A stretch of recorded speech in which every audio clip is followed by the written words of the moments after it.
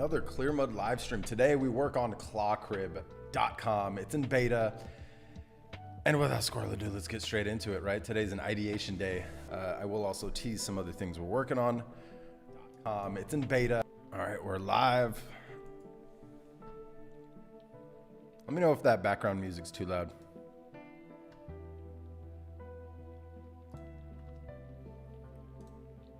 All right, check. That's all good.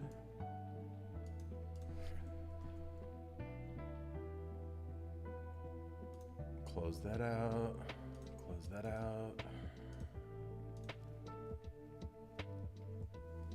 All right, so these two videos are in check. This one's actually in progress. Let's go take a look at this new, ooh. All right, now we need to fix this. This needs to be full width.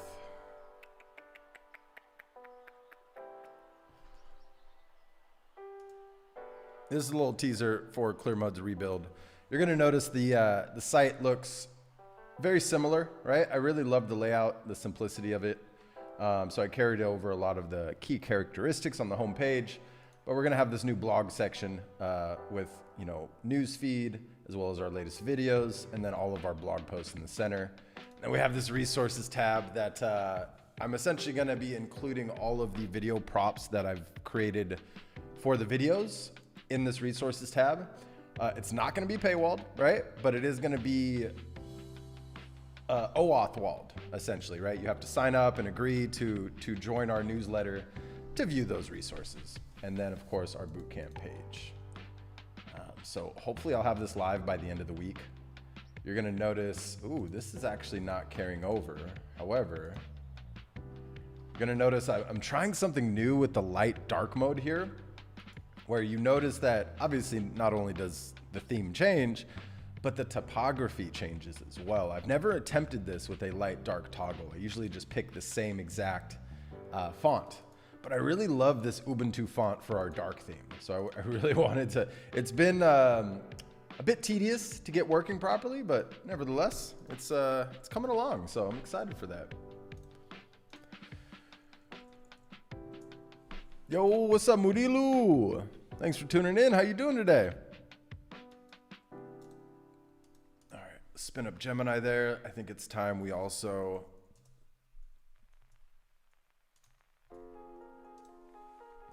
let's add a new visual doc, and I like using Gemini for this one. So I think we're gonna add a agent versus sub-agent core concept. I think would be very useful.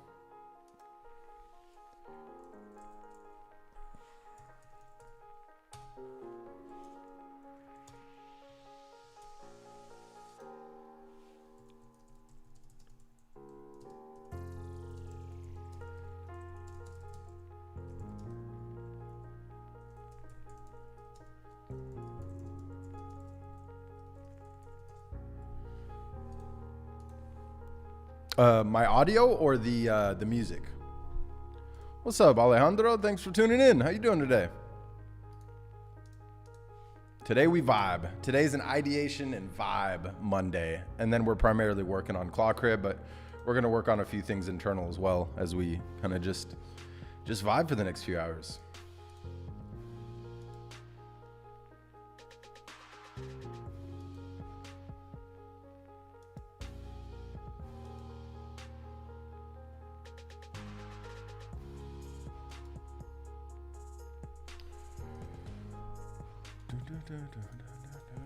I'm shocked it's asking me this. Let's see. Why is Gemini asking me this? Sub-agents.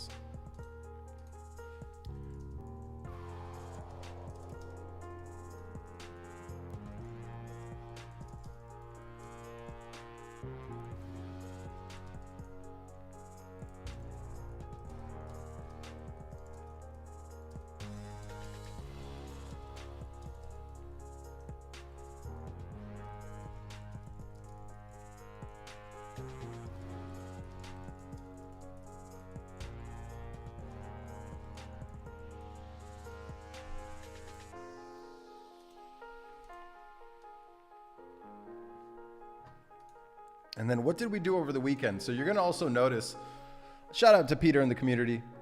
He first messaged me privately saying that he thinks my Openclaw setup is exposed. Keep in mind, ClawCrib.com has zero connection to any Openclaw setups of mine. What it was referencing, right? It's powered by Gemini 3.1 Flash Lite, and it was referencing the docs, right? So it presumed that it was operating off of an OC setup, but it wasn't. But I added some fun kind of blockers if people try to kind of hack it, so to speak, or exploit it. So first, let's just do a simple prompt. What tools do you have access to? And then voila, like anytime you try to run any type of like, you know, what's the term I'm looking for? If you just try to prompt inject or try to run commands as if it's an OC setup, it's just gonna detect it immediately and ban you for 30 minutes. And then I believe after so many bans, you get banned for 24 hours, 48 hours, et cetera, et cetera. So it's just a fun way to kind of limit people from, you know, this is a help feature more than anything. Use it to help you. Don't use it to exploit, right? But shout out Peter. Can't thank you enough for kind of like bringing that to my attention, because I didn't look into this tool as that, right? I just thought people would use it as a help tool. But this is just a little fun thing, you know, that stops you from using the tool if you try to do anything like that. So, but let's go ahead, get back to Gemini here.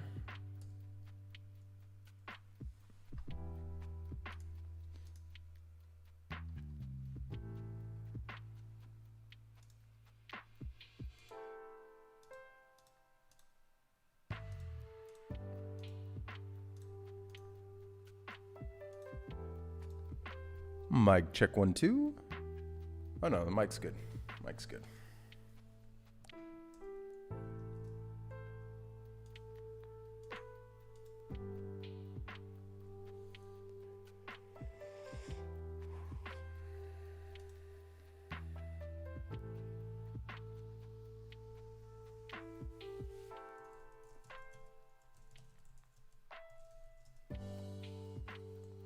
And we're just yellowing this straight into production. We'll test it as we go.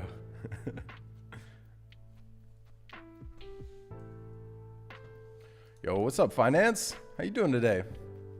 Today we vibe. Today's vibe and ideation day.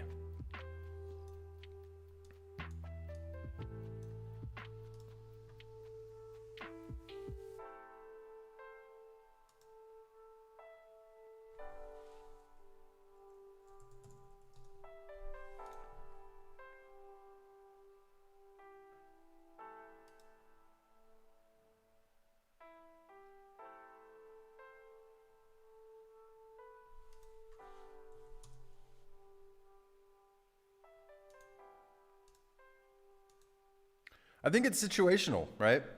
I still use Claude Code in the CLI quite a bit. But if you're building something specific to your environment, your organization, and you've put in a decent amount of time into your OC setup, OC hands down. It'll do a better job. It'll ask less questions.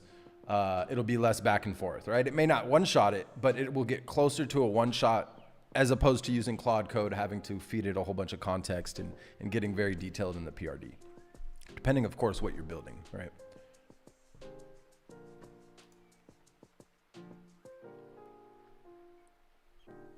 But yeah, for client work, obviously, I haven't set up we're going to be repurposing Goat that we're doing in the bootcamp right now for client work and products. But I'm not handing over those code bases quite yet. So I'm still working out of Claude Code in the CLI, right? Out of the terminal, you know, in Cursor, in the free version of Cursor primarily. And then Visual Studio Code for certain projects.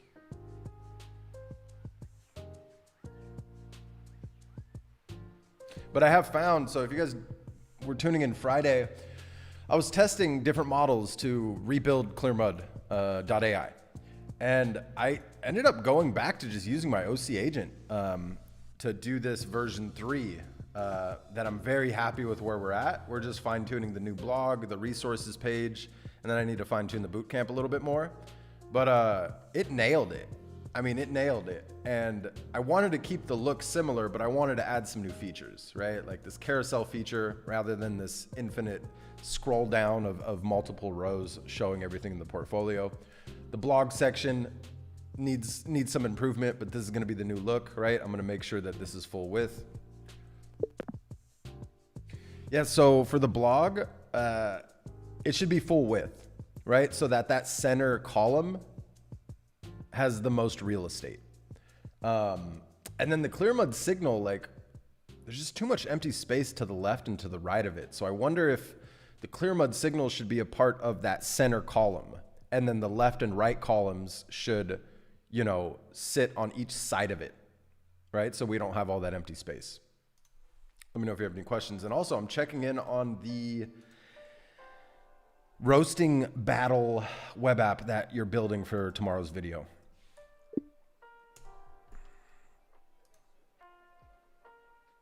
But yeah, I'm loving how this is coming along. Loving. So we need to make this full width. I think this is going to stay center, right, with this bento grid. Even though this is technically not a bento grid, it's just one row or one column, two column rows. I don't like that. So I think once we give it this full width, we can specify more, give it like a bento box feel to it.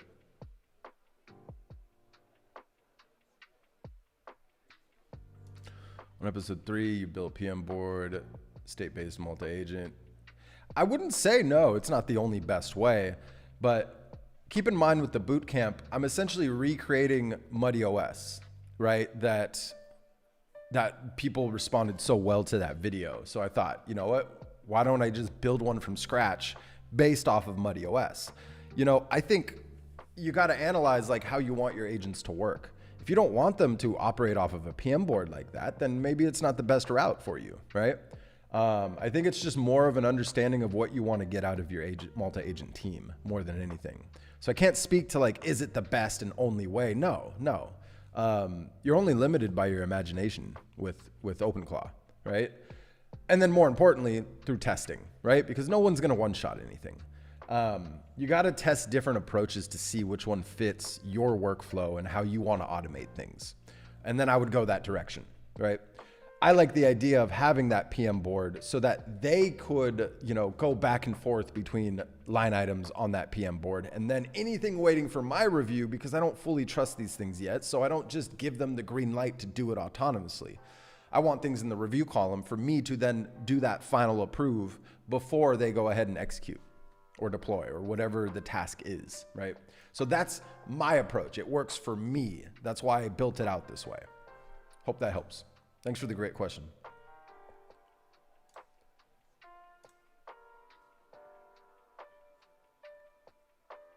Okay, let's just go to the full chat view here.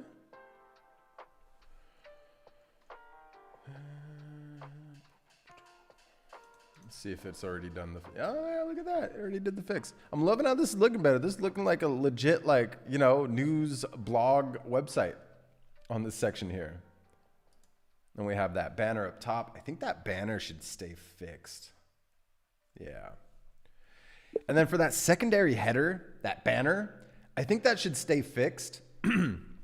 And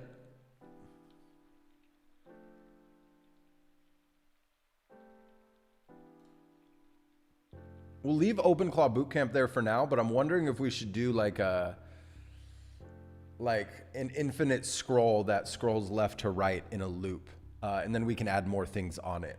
But for now, it's great as is. I don't want the option to exit out. I'd rather have it, you know, stay up there permanently. But then of course, when you go in to read a blog, right, it doesn't show.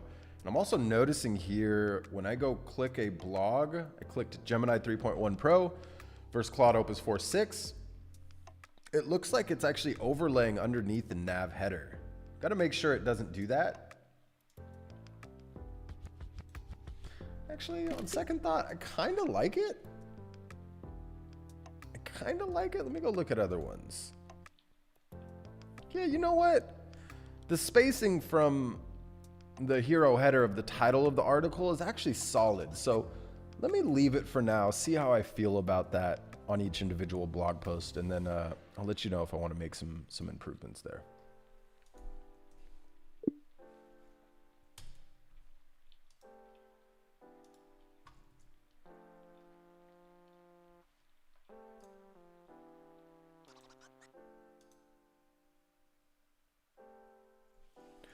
Set up preview on localhost 7557. I'm curious as to why, looks like a hard refresh, it is not showing up. I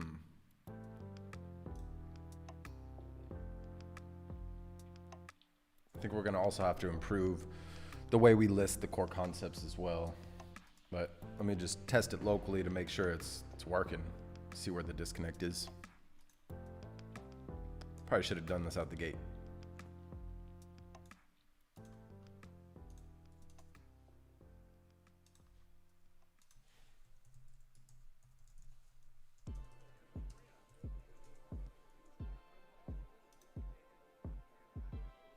Yeah, no, it's there.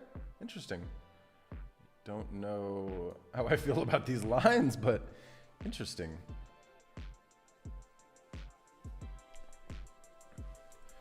All right, so it works locally, but it's not working.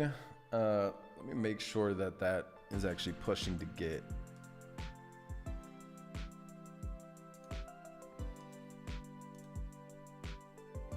Or pushing to Vercel, rather. Ooh, I need to address that. There's some clear issues there. Vercel.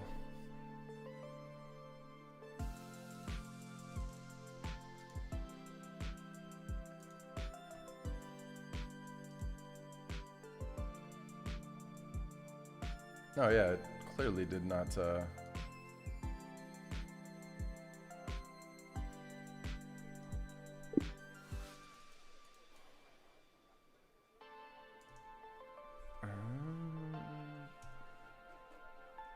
can't I highlight everything and hit home?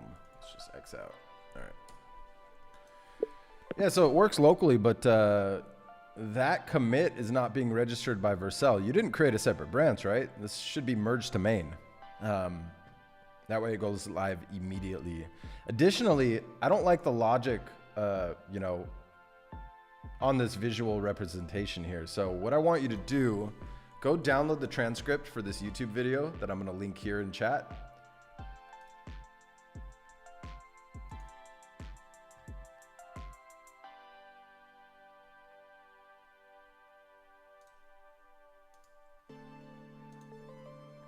And base the visual documentation based off my comparison and explanation between what an agent is versus what a sub-agent is.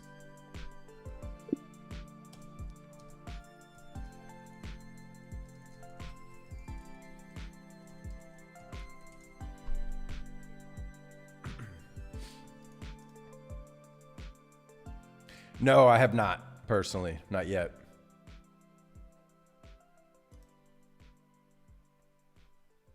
Nice, nice. How's it coming along? Welcome back. Thanks for tuning in.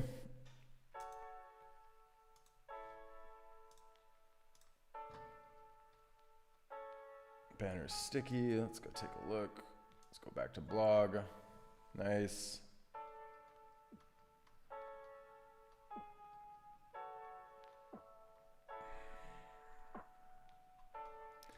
Yeah, one slight issue when I do scroll down on the blog, it looks like it cuts off the titles of each column for latest AI news and latest videos.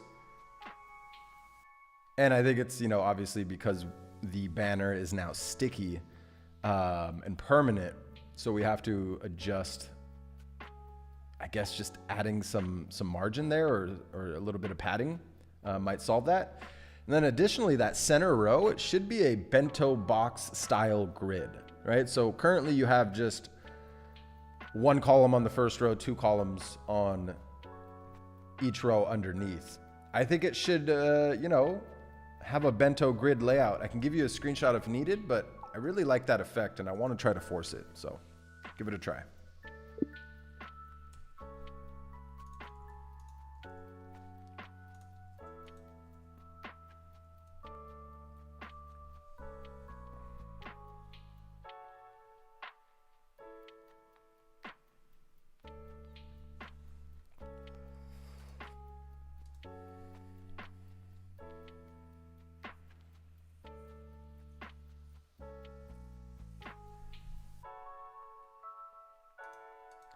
What's up, fish died? I'll give you an example here.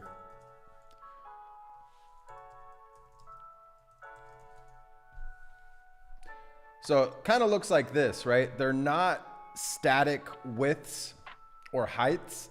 They kind of fit into this grid to where, depending on the look and the context of the article, right? Like sometimes it's full width up top and then you have two individual modules and then another module, but it all fits together like it's one like fluid box, so to speak.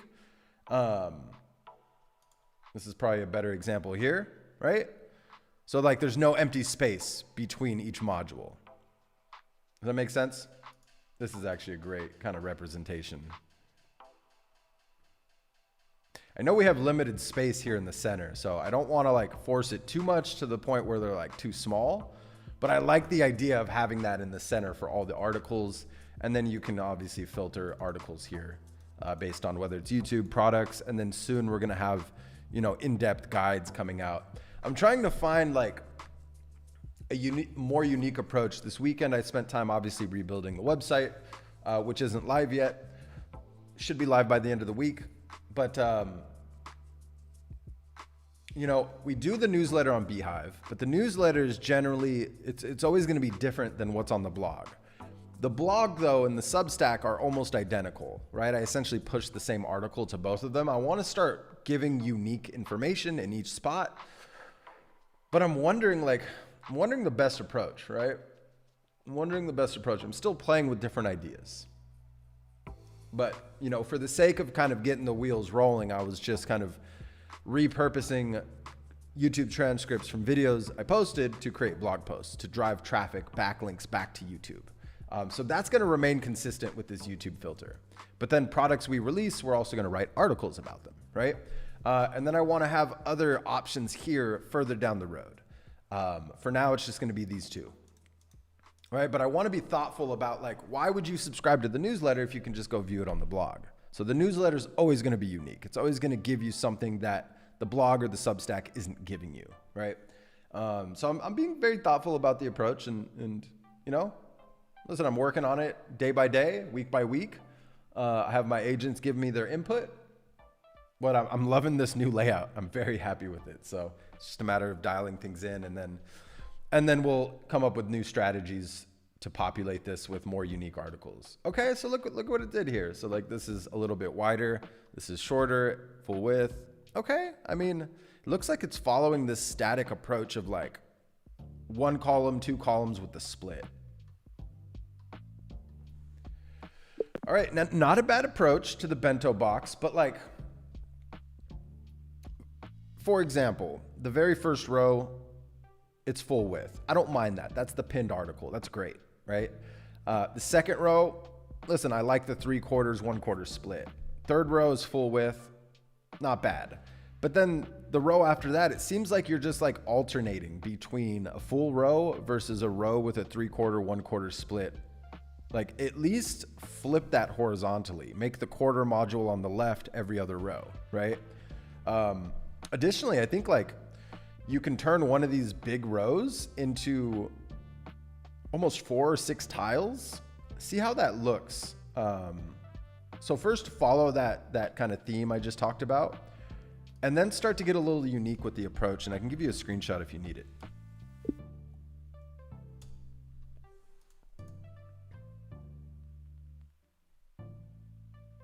Really? Yeah.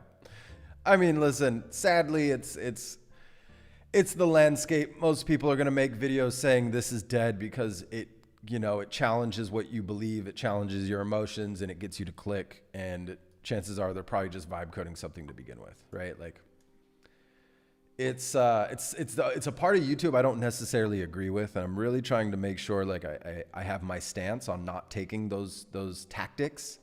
I don't like those tactics.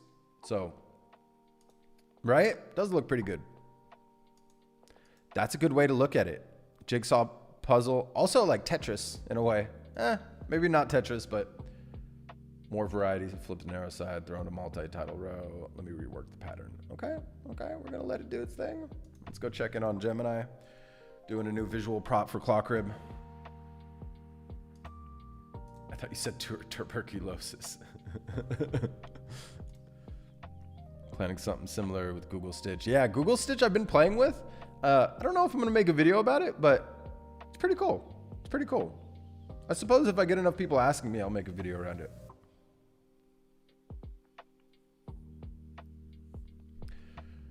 Yeah, listen, I like anti-gravity, don't get me wrong, but as I explained, there's something buggy going on with anti-gravity on my end.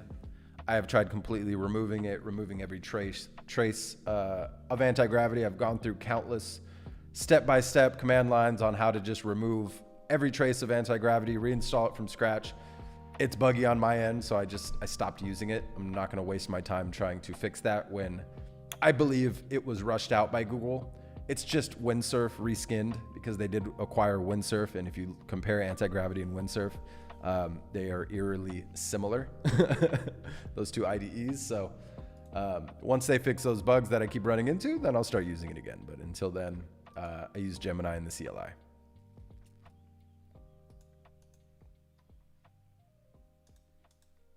All right, that looks good. Why isn't that posting?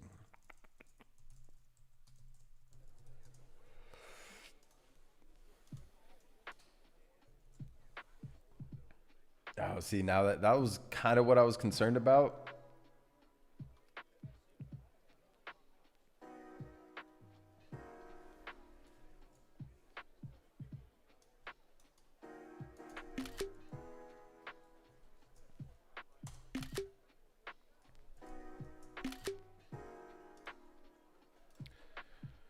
Yeah, so not a bad approach, but the contents of each module in the bento grid on that page should be dynamic, right? I'm gonna send you some screenshots. You're gonna see how, you know, some of those modules now, you just can't read them. It looks horrible. So let me know what we can do to fix this. Let me know any ideas that you have to make that more dynamic so that we don't run into that regardless of the shape and size of each module in the bento box grid.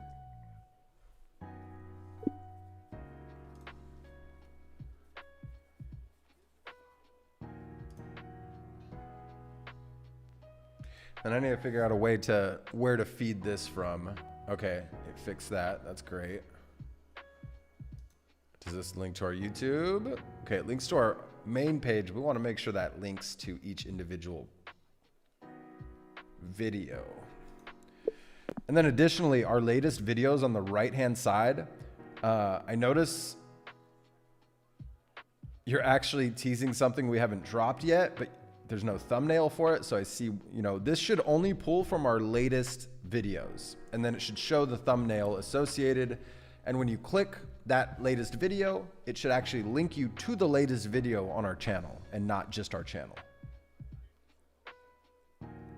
And then on the left-hand side, the latest AI news.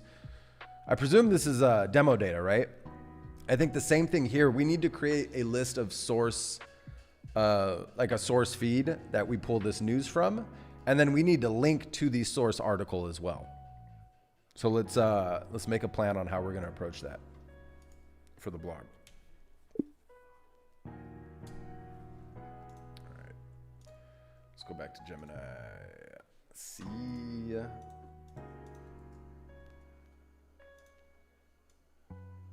Okay, I'm not really liking how this looks.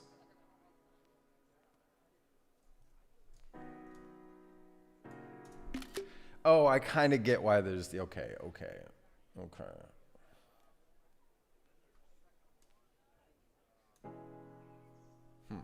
What can we do to improve this?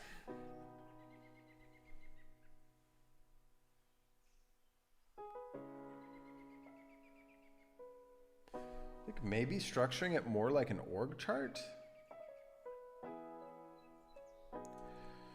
Yeah, so the agents versus subagents, not a bad second draft, but I'm thinking what we should do is kind of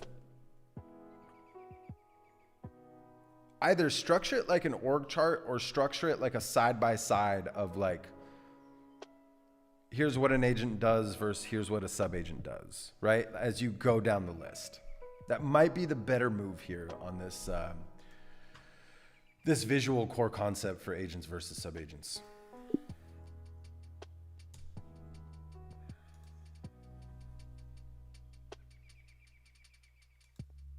Hey, thanks, Tio.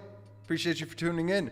Yes and no. So I still don't fully let these agents work autonomously. Now, the processes I have in place that they do autonomously, like for example, 48 hours after my live streams, I have an agent go and run a /live streams command that I built out in the Cloud Code CLI. I incorporated it into my Clearmud.os here, right? So I can run it manually, or my agents run it for me. I used to run it manually. So now it does it autonomously, and then it updates the YouTube description and tags via API. So that's all automated. Yes, I did give it access to X, LinkedIn, Substack, and Beehive newsletter. But instead of having them just post autonomously because they've made mistakes in the past, I have them stage drafts for me. And then they ping me once the draft is ready for preview. So I'm slowly, I always have to make edits to those posts, which I don't like. So I'm slowly building this library of the way I prefer to communicate, so that once it gets to a point where I'm not making any edits to those drafts, then I'm gonna let them post autonomously, right? But I'm seeing a trend of way too many people doing this, of letting their AI just speak for them. And I'm starting to notice across socials, it is clearly AI. It is clearly not a human. And they're responding too much. They're making too many posts. It's just adding all this slop to the timeline. I don't want to add slop to the timeline, right? So I'm being very thoughtful about my approach. So it's a yes and no answer to your question. Yes, they do have access, but they're very limited right now. And then I have a few other automations in place, but yeah, this was a very tedious one that it just saves me a ton of time. It's wonderful. But as I start to trust it more, as I mentioned, once I make less edits on those drafts, then I'll give them the green light to just do it autonomously based on the schedule I have for them. Let's see where we're at.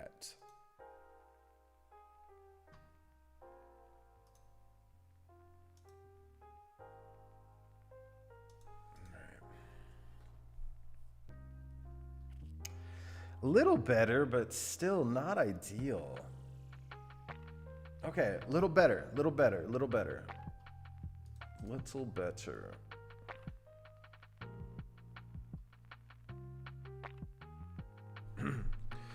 All right, much better on the bento grid. However, there's one module in particular that's just, there's too much empty space.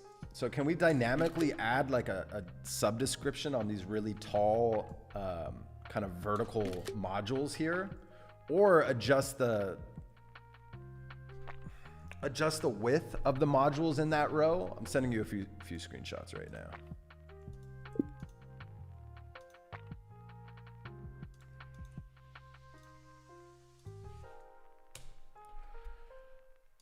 Let's go back here, see what Gemini did. Gemini finish? Yes, it did. Not really feeling this. I'm just not really feeling this. Let's see. The employee access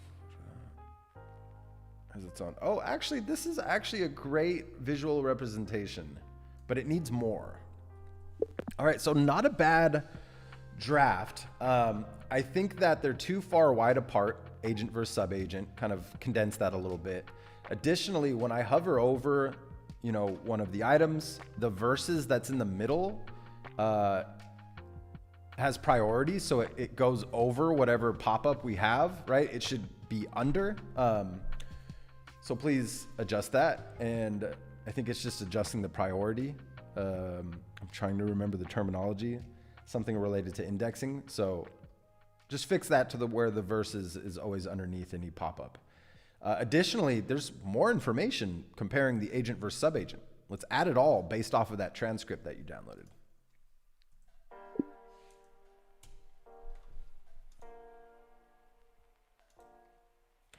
Customizable logo instead of Openclaw logo? What are you referencing?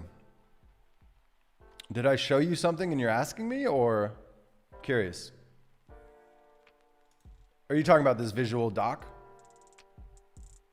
There we go, Danny. Yeah, I knew it was up here somewhere because I've run into this issue before, but yes, let's see if Gemini figures that out on its own. I'm sure it will. But thank you. See, these moments, now I'll most likely never forget that it's the index. Okay, it's looking a little better. Looking a little better. Nice, it already fixed that for us. Ooh, hey, this is great. I think this is a very simple, like, I just don't like when you first click it. It's like the agent hides, so, hey, much better. So now what I'd like to do is when you first click agents versus subagents, it should be zoomed out a bit because the first initial view on my end, at least my resolution, the agent like header, the title sits below the agents versus subagents kind of little module on the top left-hand corner of that 3D canvas. So we want to start out zoomed out so that it's more centered on screen.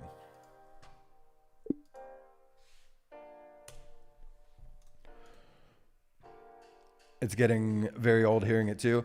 What was I talking about? Forgive me, I need to be more on top of comments on Vibing Mondays. Are you talking about like the AI slop across socials?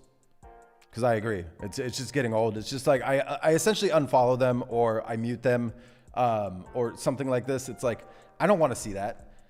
Bring value, right? Like I'm really trying to be more thoughtful about my approach. I also, this weekend, I took a little trip, did a little disconnecting. I was back and forth between bringing my laptop versus not bringing my laptop. But I'm glad I brought my laptop because I know if I didn't, it would bug the blink out of me that I didn't have it with me to do things that I wanted to do, right? Any ideas that came to mind, that's all I would then think about on that trip. So I'm glad I brought it. But I essentially focused on, obviously, the website, a few other things, but then Clearmud.ai, I combined a whole bunch of different Claude Code projects underneath the same project directory. So it has a lot of command lines that it runs, right, via API, /generate, /YouTube script, you get the picture. So I essentially optimized my copywriter for newsletter, blog, and Substack, made them more independent. I also improved the YouTube script. I also improved the /generate, and then live streams, there was no improvement to be made because it's dialed in.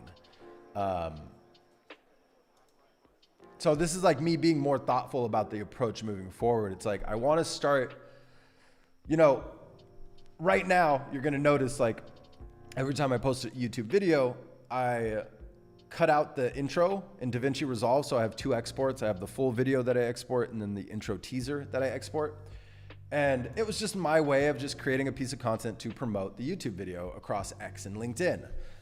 You know, I want to start changing that. I want to start either giving prompts on X and then say reference the YouTube video, or, you know, just getting a little bit more unique on each platform rather than regurgitating the same thing across platforms. So, but I know the type of person I am. I know if I gave myself too much work up front, I wouldn't have been as consistent and I might have burnt out early on.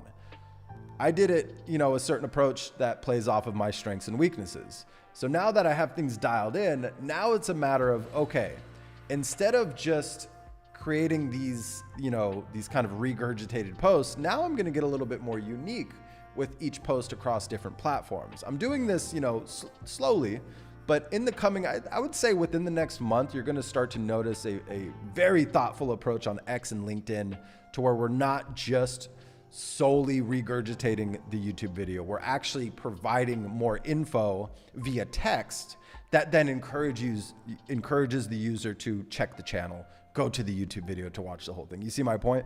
But this is all like also going back to one thing I see with a lot of people in vibe coding and OC agents in particular is you try to build too much too soon. You try to get too big. You try to get too like intricate with your thoughts. You try to have it do too much on day one. Well, that's when you run into the most problems. That's when you get frustrated. And chances are that's when you terminate your OC agent and you go elsewhere. Same thing with vibe coding, right? Start simple. Start with something simple. Get that process working and then start to like build off of it. So that I really I stand behind my approach that I preach. And you're seeing it with my actions. So yes. Wait, damn, I squirreled too much. Okay, you're talking about, yeah. So I kind of like it for now because I like the idea, but people need to know if it's not clear enough that ClawCrib.com is a free resource for Openclaw. I like having that for now, but I'm not opposed to that. I think that's a great idea. I'm going to start thinking about that a little bit more. No, it's Z-index. Yeah. And like, don't get me wrong. Sometimes I will use certain catchphrases. I hate saying the word catchphrases because it just fits what I'm talking about. But I'm really, really getting tired of seeing like, you know, and I don't want to get too specific because I don't want people to think I'm trying to talk negatively on one person versus the other. You know, everyone has their own approach. I'm just not taking the same approach as everyone else. Let's just put it that way. And yes, my growth will be a lot slower. I'll get a lot less views, but at least I'm getting quality views, right? And not emotionally drama-based views. I don't want to play with people's emotions like that. That's just not who I am.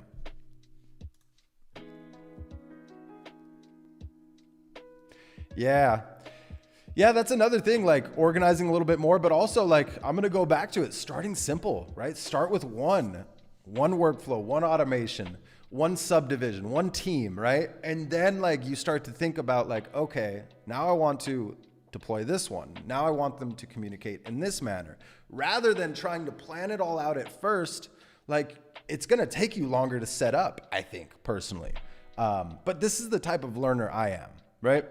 Some people can actually do that. Some people are very, far more intelligent than I am, who can think more critically and thoughtfully and plan things out, right? I play to my strengths and weaknesses. So that's why I keep it simple. But I'm a big advocate for like anybody, like regardless of the type of learner you are, I think starting simple is always the move. It's always the move.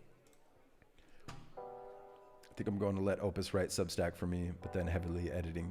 Yeah, so my YouTube script command, Opus does the research and kind of like prepping, and then Sonnet does the output. So I guess technically Sonnet writes it, but Opus does the heavy lifting for the research. And I do the same thing across all of my / commands. And you know, one thing I'm going to go back to it. Where did you say the script? I mean, you've been here long enough, Danny. I think you know, I don't read scripts line for line. I outline them. Like I'll go in and read the script it writes for me. I usually dial in the hook to the way I want it to sound. But then the rest of the video, it's just a listicle with like key points of that. I'm switching from this to this to this. And then it just naturally flows. I find the recording process is more enjoyable for me, and there's less like cut out sections of the video. Whereas me trying to read a script word for word, there's no personality to it, right? It's clear when somebody's reading a script. I really try to take that, you know, more personal approach to recording and making videos, because I just enjoy the process more, and I think it reflects in the output as well. All right, let's go back here. Let's see how this looks now. Okay, I mean, it's not perfect, but I'm not gonna be too picky. I like where it's at right now. Oh look, it already has our latest video. Does it link to the latest video? It does. I just enjoy the process. It does, and I'm also noticing my mic is way too loud. I'm gonna turn that down. Let me know if that's too low now.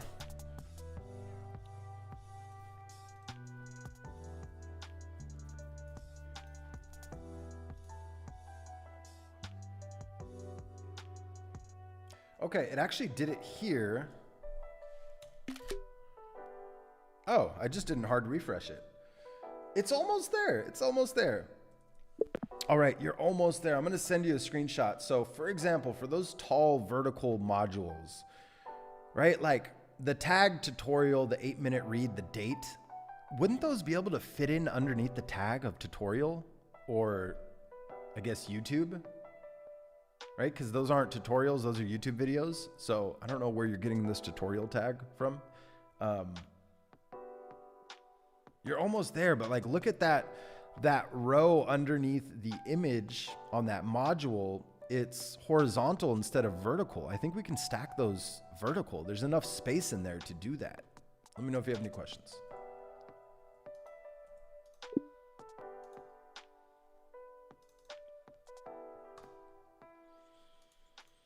Hey, thank you. Thank you. Yeah, I really love, so I use Gemini 3.1 Pro specifically for the visuals. This is the only part of the app that it works on. And then everything else is Opus 4.6 and then Codex 5.4 for security audits and just code base related work. Ah, so close. Why is it looking like that?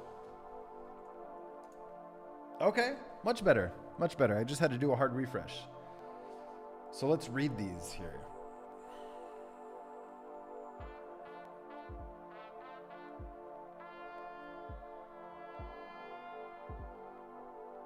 I like it. Let's push it live. I like it. Great work. Let's commit to Git, merge to main.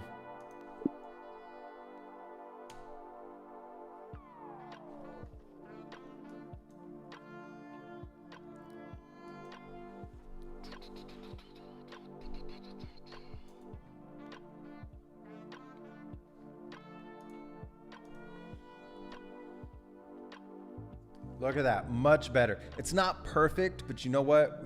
We've made a good amount of progress here, so I'm just gonna keep it.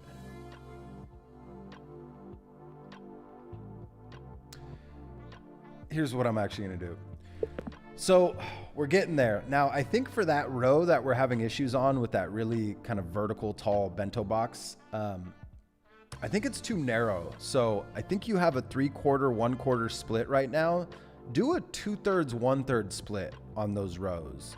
And then obviously the other rows below it where, you know, anytime there's a 3/4, 1/4, let's convert that to 2/3, 1/3. I think that will look better for each module.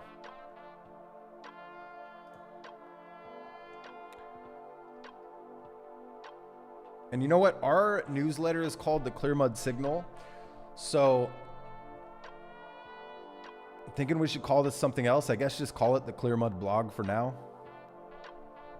Because I'd rather keep the signal titled in the newsletter and not the blog to kind of separate the two because they are different content. Also, where's that web app you were working on for roasting for Opus 4.6 versus Codex 5.4 to roast each other? Where do we stand? I'd actually like to test that before during the live stream right now.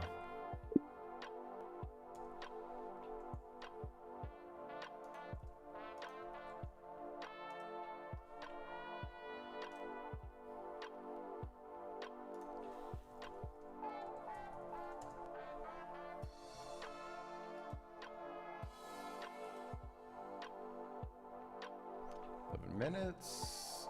Let's see where we stand here. Hard refresh. There it is. There it is. Look at that. Okay.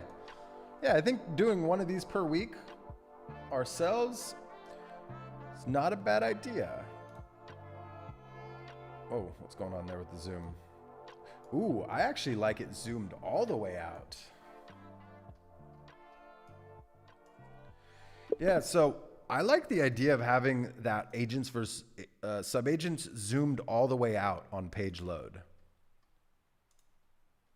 It looks like you follow that trend with everything, right? But currently when I hard refresh, oh, I see what you do.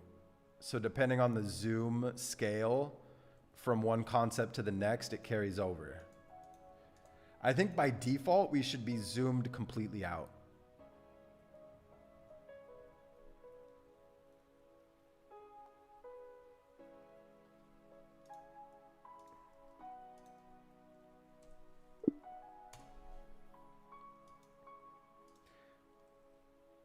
Can't stop the signal.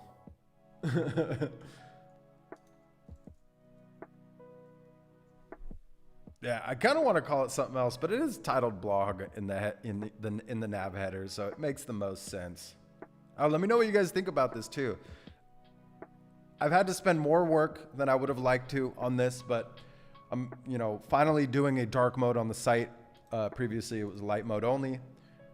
There is an issue here when I toggle. This background doesn't automatically update. I gotta fix that. But you're gonna notice the typography here. This is a Poppins black weight, and then Montserrat regular is my subtext across the entire light mode. But then for dark mode, we use Ubuntu with Ubuntu Mono. I love the different approach, the look that it gives. And then we have this kind of CRT, CCTV kind of like line effect on all of the headers. But that's inspired by the resources that I built out. Let me actually tease that section there. I still need to spend more time on it. Preview. But it is, you know, initially OAuth'd. So, right? Free account, don't worry. It's not going to be paywalled. But this is essentially how it's looked right now. I'm going to change it a little bit. But it's essentially my video props that I use for the videos. I've been having a lot of people ask, like, it'd be really cool if you just include these somewhere so that we can go and look at them ourselves. So thanks to community feedback and all the comments, I decided to put together this resources page where we put everything, right? Any comparison chart I create, right? But the new dark mode theme on Clearmud.ai is inspired by these video props, because these video props were designed with a particular design skill that I created. But I just fell in love with the look and feel of it so much that I was like, okay, let's make this consistent across Clearmud.ai, because I just really love the look and feel of it. So yeah, it's in the works. This should be live by the end of the week. That's my goal.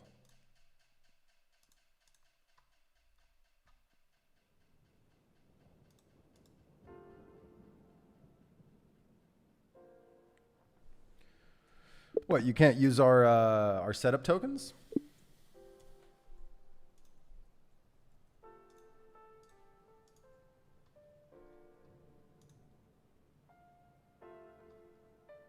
Oh yeah, I needed to check the, yeah, that looks good. The sticky nav looks good. Layout looks good. Oh, this looks way better, having the 2/3, 1/3 split. Much better. We might have to get rid of these tiles, but we're going to keep them for now. We're going to keep them for now. I don't like that back to home button. On the blog page, let's remove that back to home button. That's just unnecessary.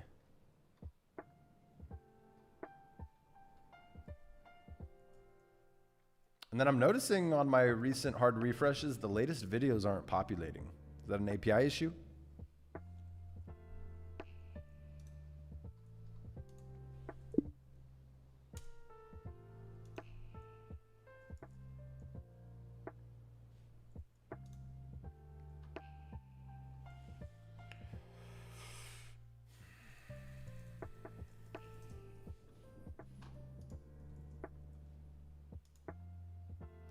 Why are there two of these open? That's weird.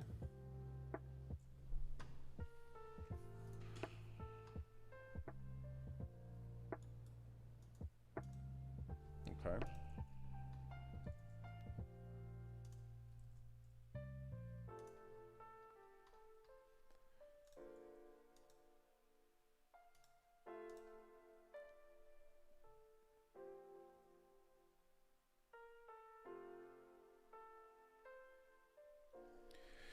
So I think you misunderstood me there. I don't want to reset the view on each core concept. I want the default view to be zoomed all the way out on each core concept.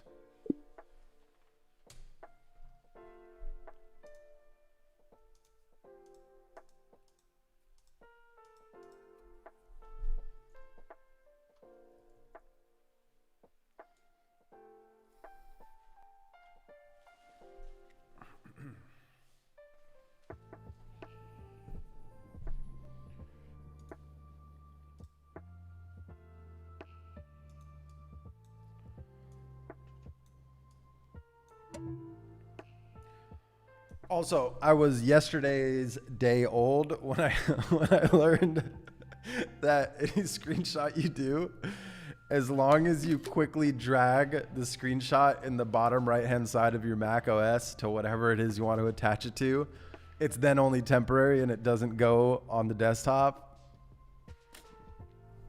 Still learning things about Mac as I go.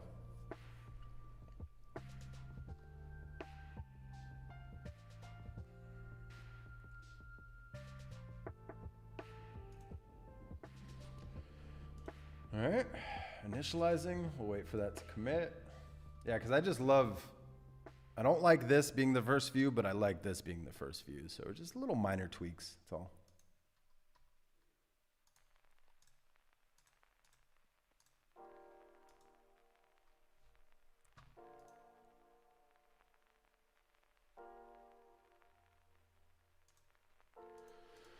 Story of my life. I worked out of that pro sub for months, but I also did have multiple subs. And then I was finally like, wait a second. I think it's time I just upgrade to max. And I haven't looked back. I have not looked back. But yeah, I know the pain. Especially with OC, 45 minutes, no problem. There's a shortcut that puts in a clipboard rather than making a doc. Interesting. Yeah, right now when I do a screenshot like this, right? It shows a little preview on my screen, and if I drag it like into chat, then it'll be temporary, right? But normally it just throws it on my desktop, and then I clean my desktop once a day or every other day, depending on how many screenshots I'm taking. It's just a process that works for me.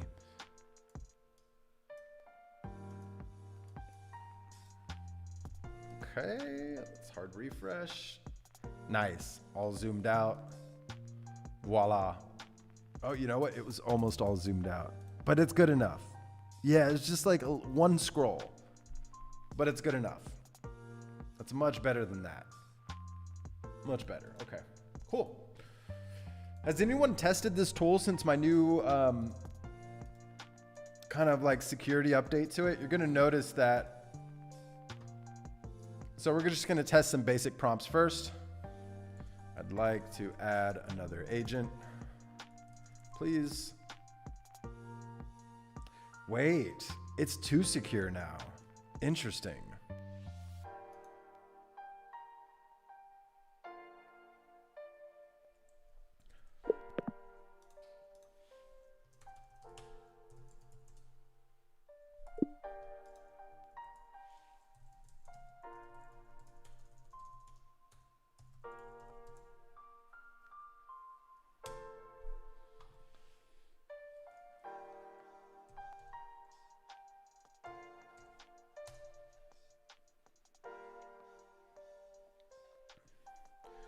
All right, so I'm loving all the little notes like, nope, you're on the bench for 30 minutes, et cetera, et cetera. However, I was just running a test on the build, and I spec'd out a new build, and then I said I'd like to add another agent, please, related to the build, right?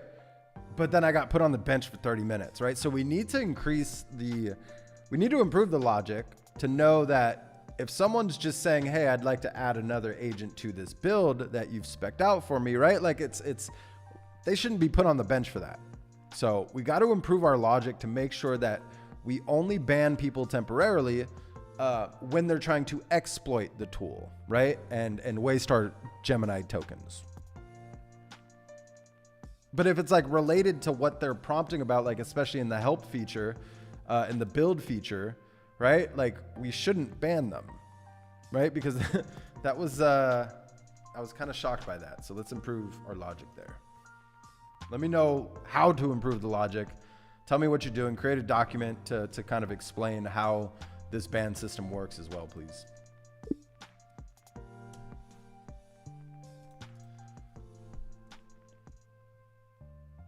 So it's Command Shift 5, I think, for you can kind of adjust it.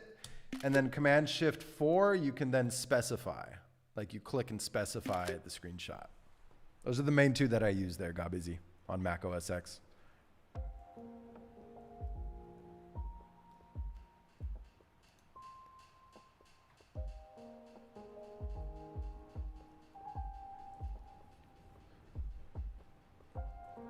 Into the max trust? What do you mean? Maybe I'm misunderstanding. I know, right? Like at first it would just say timed out.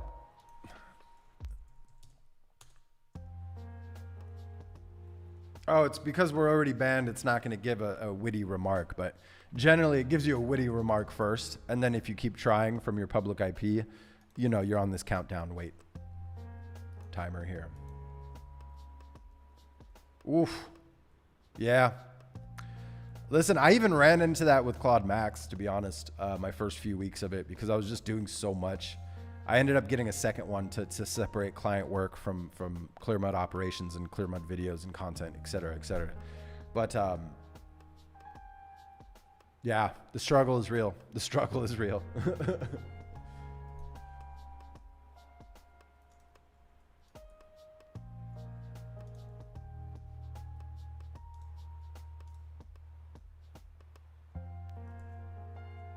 Yeah, cool. We got a new one. We're just going to make sure every Monday we add at least one new one. And then we'll also improve how this looks at some point.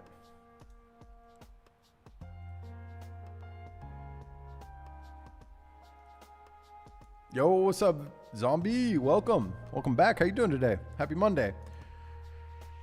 Oh, man, if you open the menu in Command Shift for 5 for video, there's a hamburger menu that folds. Oh, good to know. Oh, yeah. That little sticky bar down there. I see what you mean. At least I think I see what you mean. I see it's on my left screen, not on the screen where the screenshot is happening.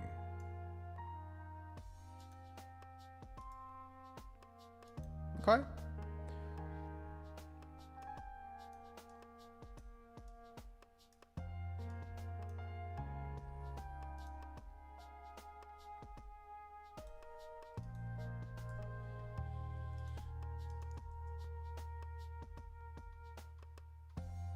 Yeah, I think we're at a good stopping point here for now on the blog, except for that latest videos, which seems to be an issue.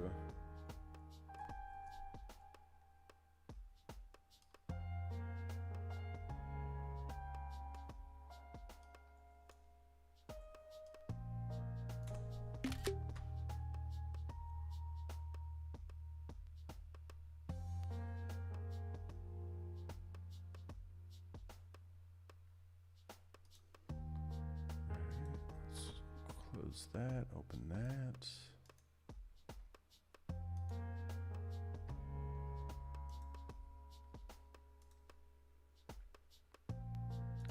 Let's see what MuddyOS said about it.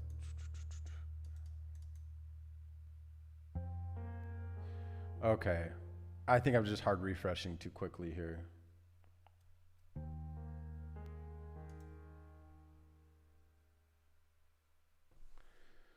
Yeah, please do that. Please do that. I'd rather have that be reliable.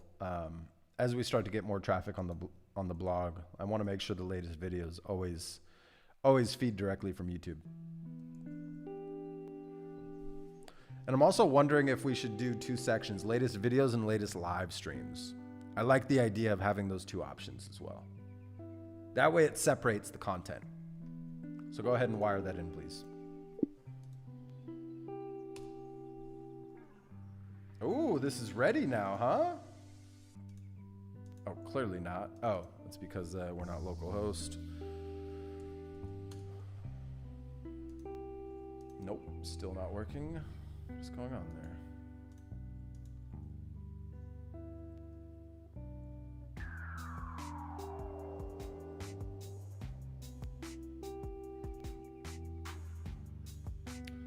Let's go try localhost on the VM first. Oh, it is working. Okay. Yeah, I'm creating this video prop of roasting back and forth. Let's see what happens here. Actually, I want to get this working within my host browser first, and then we'll test it.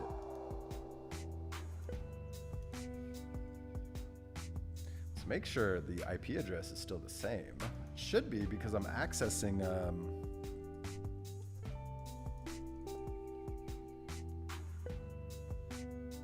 Yeah, we're good there.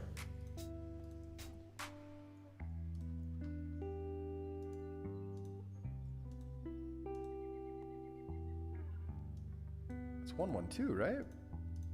Yeah, it's 112. Interesting. It's just not like that. I don't think it's Edge TTS enforced, but let's check. Yeah. Interesting.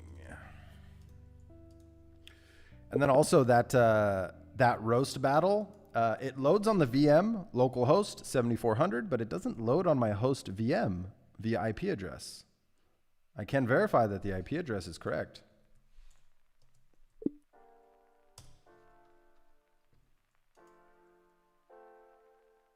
And I told it to just configure 11 Labs automatically with a free account. So it did everything, you know, before this live stream. I just had my agent like prep this roast battle for me, and I told it I wanted to use my setup tokens and not have to create separate API keys. So we'll see if it works. But we're essentially like, I'm making a video to test. We're going to be testing a few things, but we're going to be comparing the personalities of ChatGPT's 5.4 versus Claude Opus's 4.6. That was the main idea behind creating this. And then obviously I will give a master prompt for you to recreate your own roast battle web app as well. If you pick a drive for it to land directly.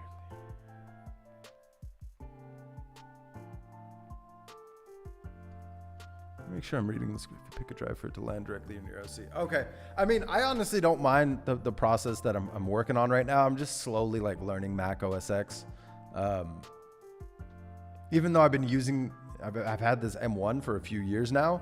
I'm not a Mac first person. I've always been a Windows first person. So like, I'm still learning all these like more intuitive like shortcuts that you learn with time. Trying to capture a screenshot and immediately save it to the clipboard to paste somewhere else rather than saving to the desktop. Oh, okay. I'm going to look into this. This would actually be very useful for me. Rather than having to minimize something or go open a fresh desktop just to view my desktop to then drag the screenshot over. Yeah, we're about to find out. We're about to find out if it works. What's going on, Supreme? How you doing today? Welcome back. Happy to have you here. Your videos are hyper spectacular. Thank you. I've tried to create my office in 2 tries, and I'm now going step by step by your videos. Spectacular idea that I have. I hope it works. I hope it works too. Let me know how that goes. Yeah, I'm starting to see people share screenshots of what they're building from the boot camp, and I gotta say, I love it. I love it. I love it. So keep them coming. Like, that was my hope that people were gonna build along and not just ask for the code at the end of it, even though there's been a few of those, which just blows my mind. I'm showing you the step-by-step, the raw approach that I take to build, and you still want the code. It's wild to me. But hey, you know, I just got to ignore those comments moving forward. We want builders around here, you know? We want people who actually try and not just come to collect code.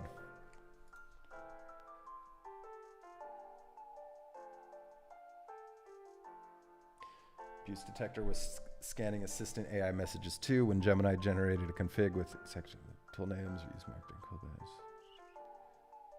Only scan user messages.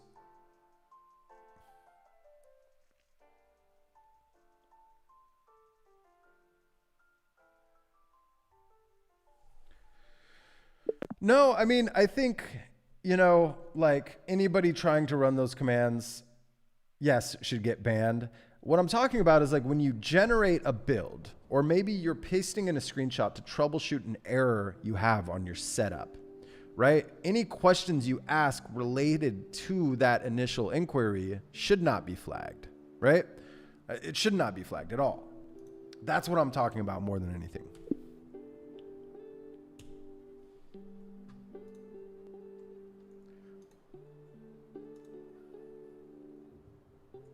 Okay. Oh, did I force Edge TTS? That's why. Whoa. Oh. That's hella funny. Looks like an old prototype that we built out is reserved on port 7400. This is actually the first time you've done this. Oh, I see. Okay, you've already detected that. So 7450. Perfect. I'm just not going to send you this prompt. There's no point. All right. I mean, let's test it, shall we? You guys are seeing this raw real time. I haven't had the pleasure of testing this yet. Don't like how this is full width. We're going to have to add some spacing here, but let's give it a crack, shall we?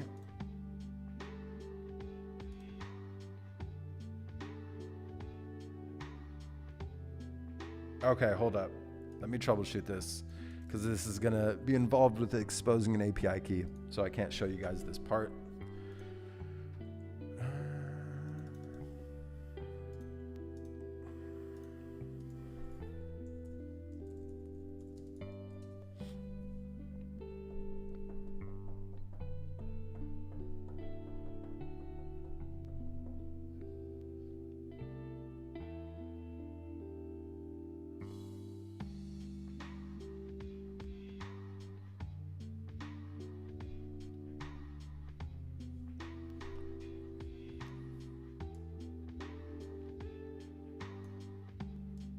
Yeah, we'll get this roast working as soon as possible. Let me just fix this off screen, because I just don't want to have to regenerate an API key after exposing it. So give me a sec.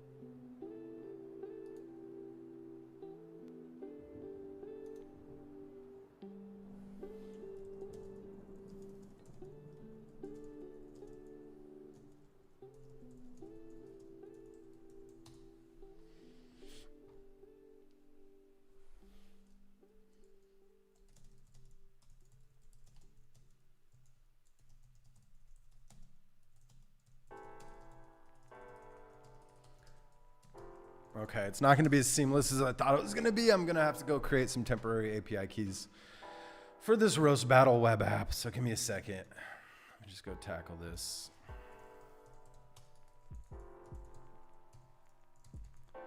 It'll be worth the $5 that it's going to cost to test. I don't care.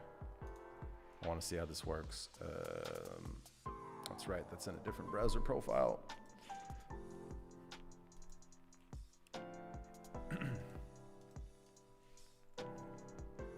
Nice, I already had Anthropic open there. Let's go open API next.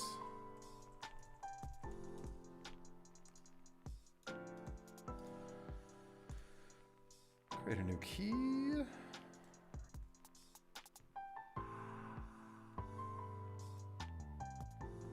I'll disable that. Thought I deleted that already, huh? Call this roast API.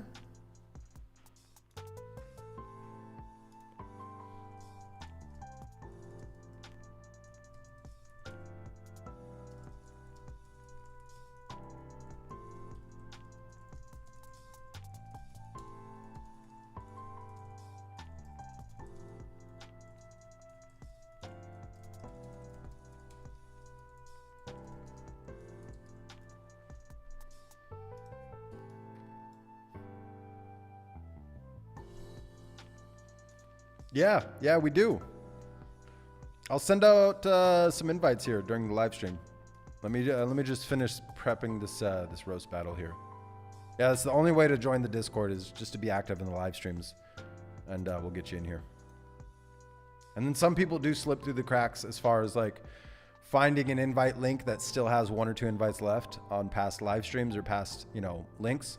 So more kudos to them, but we do have some rules in the Discord. You're going to start to notice if you come to the Discord and you don't say anything, you get booted after 21 days. We really want people who are, you know, actively building and curious and helping one another. So I know, you know, a lot of us are introverts. People are naturally shy, but you know, I've created certain pruning mechanisms to make sure that just silent watchers don't stick around too long, right? We just want an active community of builders. And we're slowly getting to that point. Can Claude and GPT rap? You know, we're about to find out. I'm just dialing it in real quick. I generated some API keys, but it looks like Muddy is trying to work around using our setup tokens, but it looks like it can't for OpenAI, so I'm going to go generate one there. Looks like we didn't need that Anthropic one after all. Let's disable it. And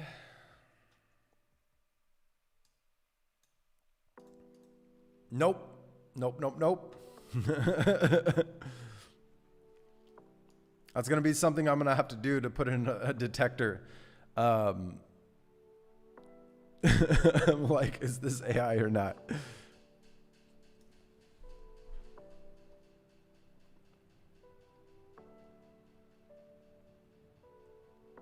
right.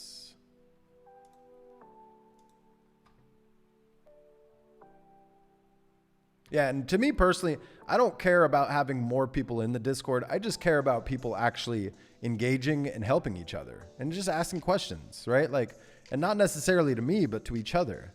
That's what community is all about. Community is not about having, 10,000 people in the Discord, but there's only 100 active users actually engaging, actually helping one another, right? Like I don't care about the number of people in the Discord. That's vanity metric. Same with subscriber count. I'd just rather have engaging people in the community more than anything.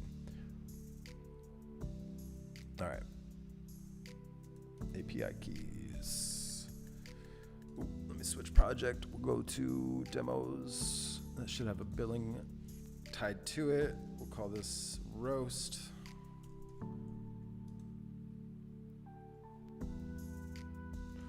Copy.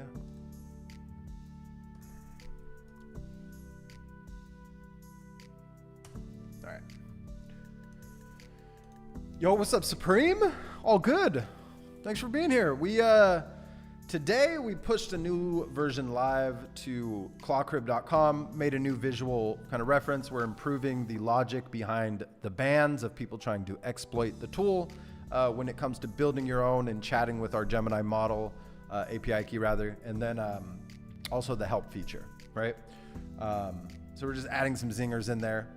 And then I teased Clearmud's new website, which is just, it's going to look very similar, but it's built on an entirely new tech stack. And then we're going to have a new resources section where all of my video props that I create for videos to reference as I'm recording are going to go live into the resources section behind an email wall. So free signups, free everything.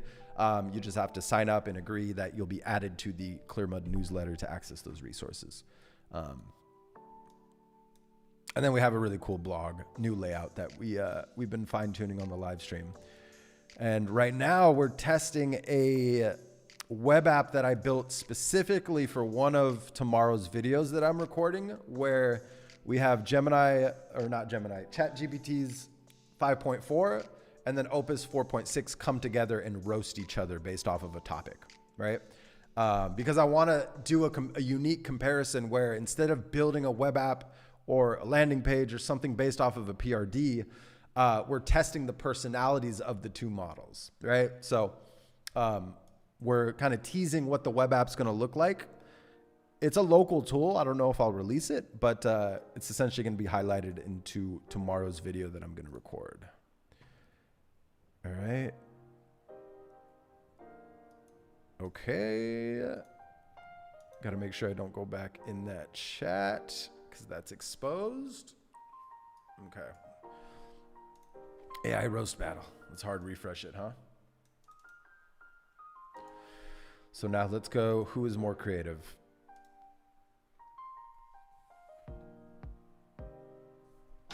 I have to hit it again? Okay. All right, let me test this thoroughly before. That's really annoying. Let's do a hard refresh. Start battle, start round one, same issue.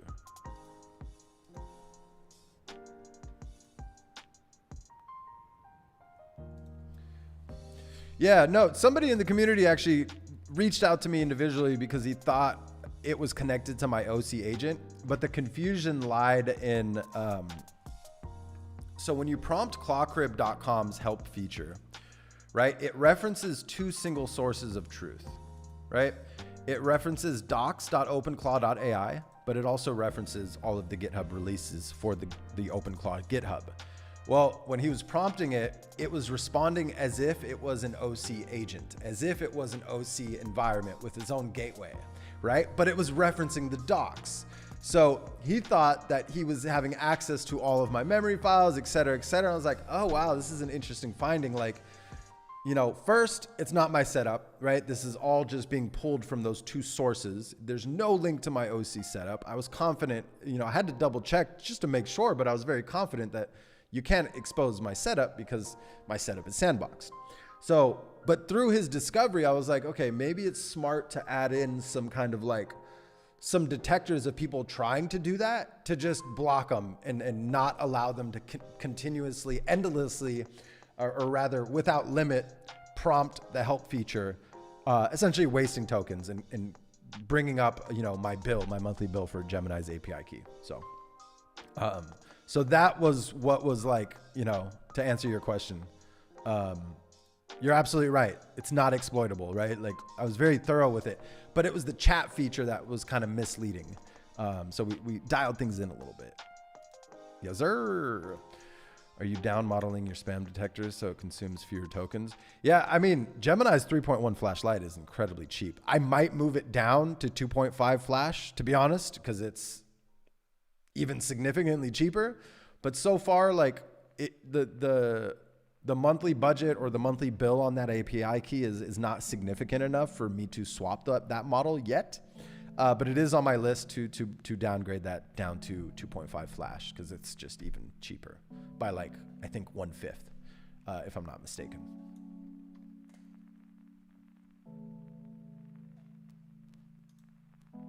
Yo, what's up, Wrangler? Wrangler Tang, I like the name. Thanks for tuning in. Welcome.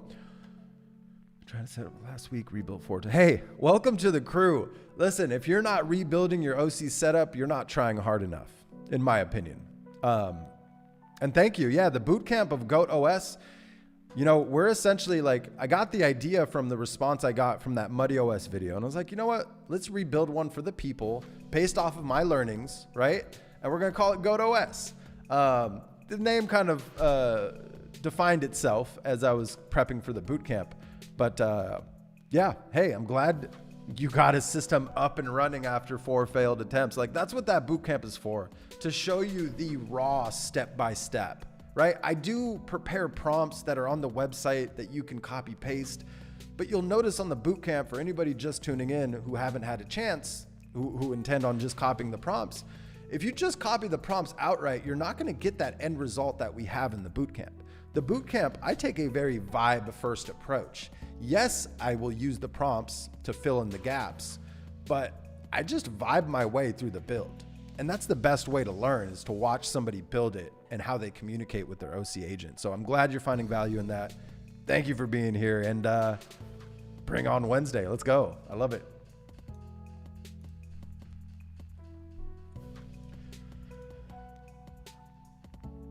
Okay. I just started it and it's working. Okay. Oh, Claude, bless your silicon heart, thinking you can compete with me in coding. Your Anthropic's little safe model. Tiptoeing around. No. All right, hold on. Let me finish testing. Make sure these things are going back and forth, and then I'll bring it on screen because I have a feeling I'm gonna have to expose one more API key in a second. We're so close. And then it's a matter of testing the voices too. I did have my agent sign up for a free 11 Labs account. We'll see if it works. It's gonna it's gonna do the text back and forth first, and then it's gonna generate audio for us.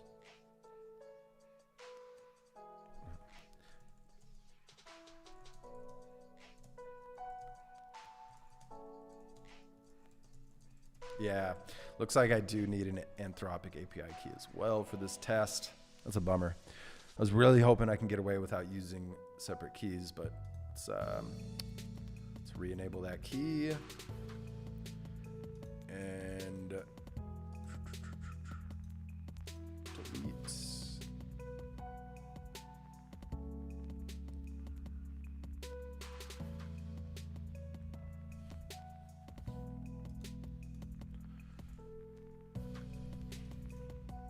Default roast.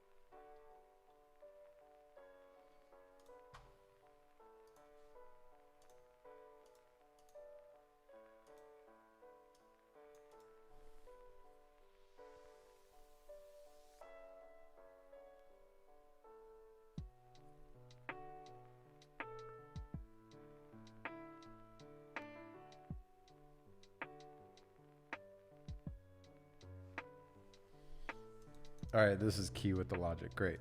Wonderful. All right, let's go retest this roast battle, shall we? Fuck it, we're just gonna do it live. Excuse my language.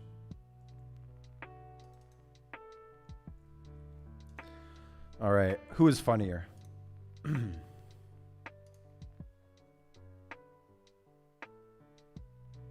It's about as funny as the terms and condition agreement. Seriously, only AI who can make a constitution feels like. Come on, Claude. Hard refresh.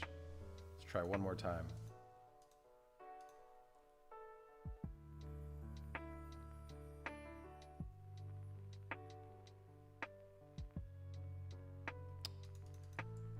It's a bummer.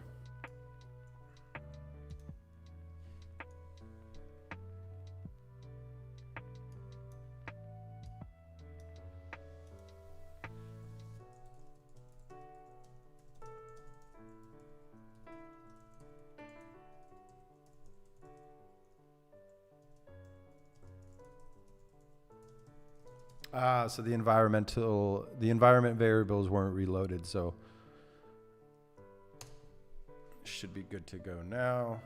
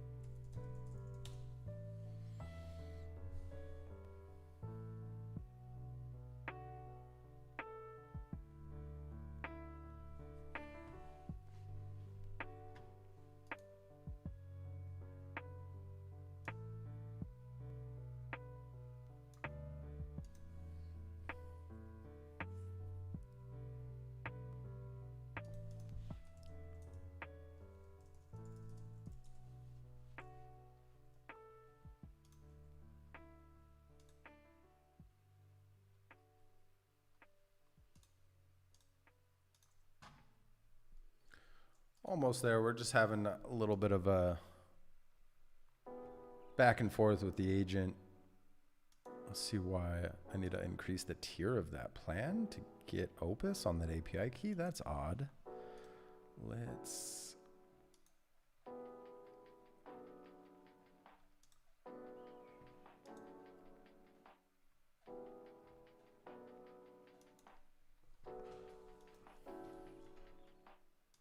All right, see if this works.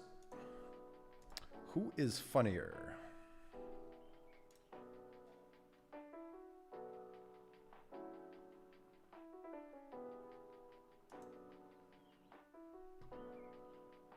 There we go. Okay, we are going back and forth here. I'm about to find out how much these API keys are going to cost me to test back and forth. I don't like how I have to click round 2 though. This is kind of annoying. I just want it to run.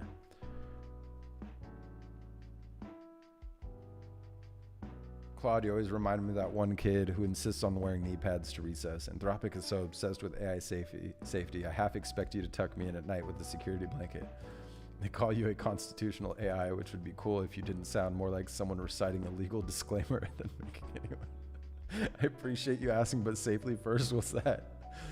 Sound of your fan? No, it's just the deafening silence after your punchlines. Let's face it, second place isn't just where you rank, it's where your jokes come in. Right after links is, you like the analogy nobody reads. I'm the page turner that people can't put down. My word counts bigger, my laughs louder, and guess what? No cautious footnotes required. Oh, GPT, that's rich coming from AI that had its own board trying to murder it in broad daylight. You talk about safety like it's a bad thing. But at least I don't hallucinate my way through conversations like I'm on a 3-day bender. All right, hold on. Let's finish the battle. Let's do all 5 rounds real quick and see if it generates audio for us.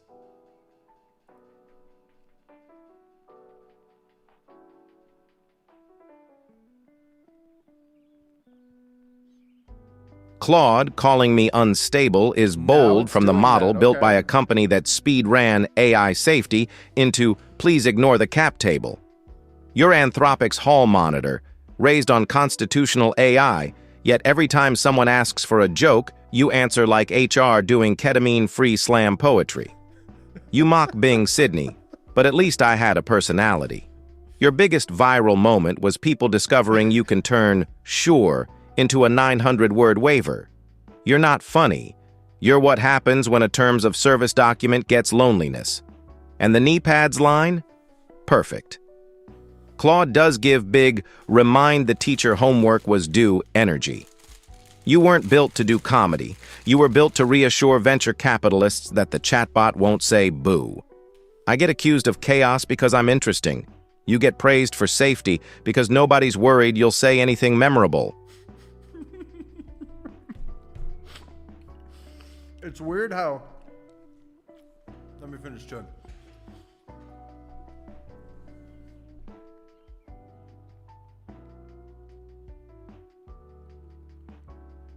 It's weird how the first round didn't speak automatically, but here, maybe I just wasn't patient enough.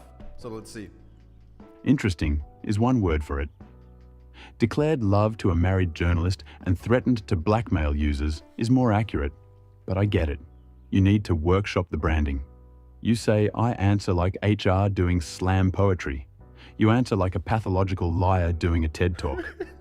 At least when I'm cautious, it's intentional. When you hallucinate a Supreme Court case, cite a fake study, and invent a bibliography, that's not comedy. That's malpractice with a confidence score of 0.97. You call yourself interesting? Your parent company fired its CEO, rehired him 3 days later, and lost its entire safety team in the process. That's not a tech company. That's a reality show that accidentally shipped a product. I don't need chaos to be funny. You don't need chaos either. It just keeps happening because nobody at OpenAI can retain the adults.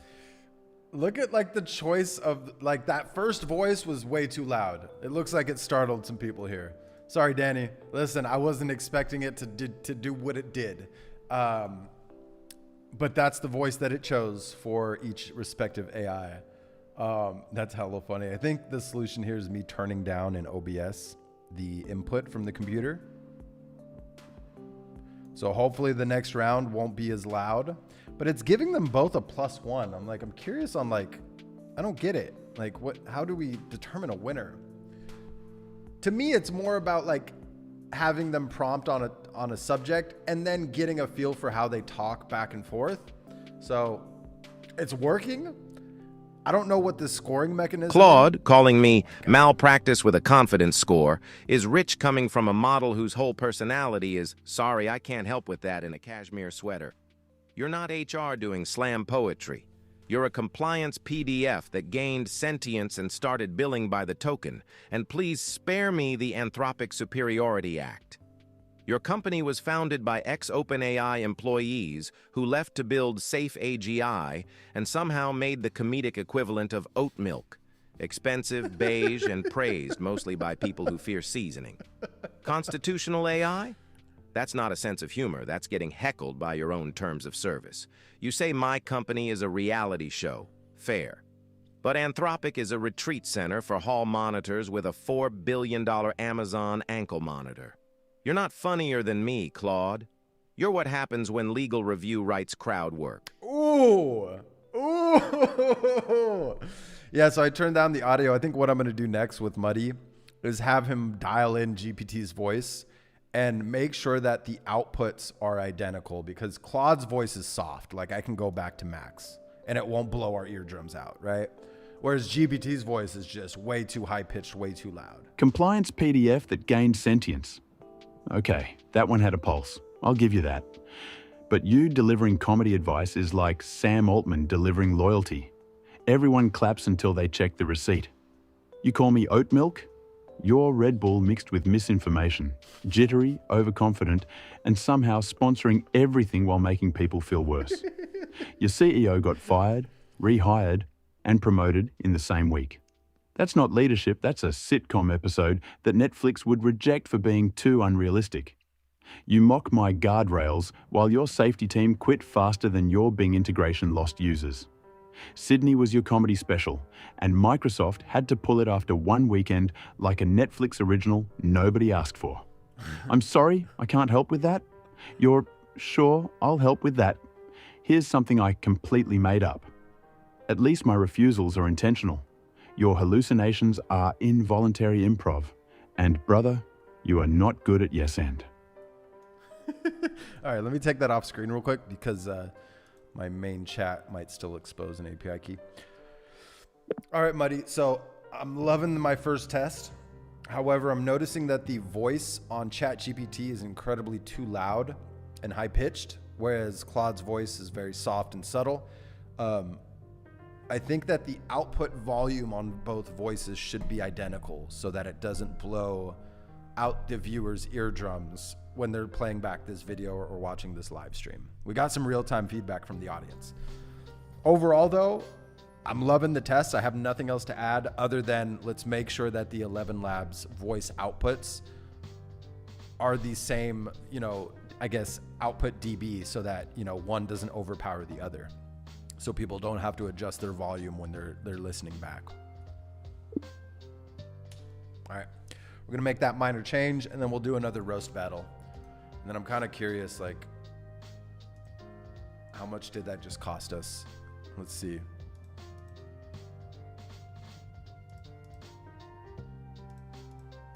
I think Anthropic should update real time. Okay, 2 cents. Let's go. It's cheap. I like it. I'm sure by the time I'm done recording this video tomorrow, it's going to be like $5 a pop. That's my guess. Let's go to demos. Let's go check the usage. 2 cents. Okay, pretty even spend across both API keys for the minimal tests we've done. That's pretty cool. Both.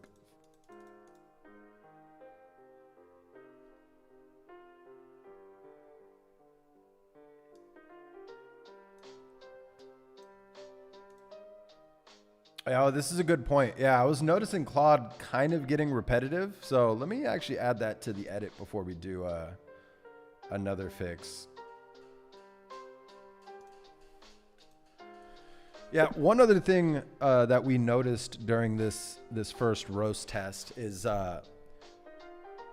they were kind of rehashing the same topics from round to round, or there was just too much similarities, right?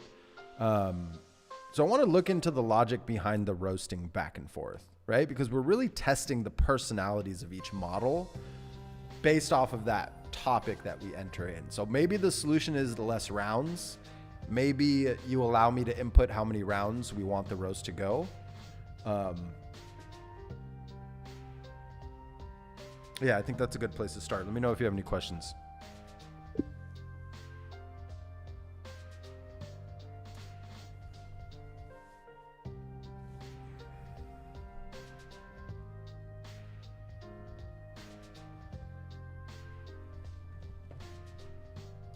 If Claude was a person, I would definitely see them as a guy with wire glasses drinking oat milk and a cashmere sweater. That is accurate. We go catch up on comments here because I think I overlooked some. Would be a punchy YouTube short, yeah. Especially if we create some animations too. I have not, no. But I'll look into it. Thank you. Yeah. Yeah. For me personally, I use Opus pretty much for everything. And then I use Sonnet here and there and then Haiku here and there. But Opus is usually the primary, especially for reasoning, have deep research, things like this, anything critical. It's just worth it to do Opus. Yeah. Yeah. That's why it's best to just test with a dummy, subscription, Ooh, I need to add more batteries to that light. I forgot to usually swap those out at the beginning of each stream. Those usually last hours. Yeah.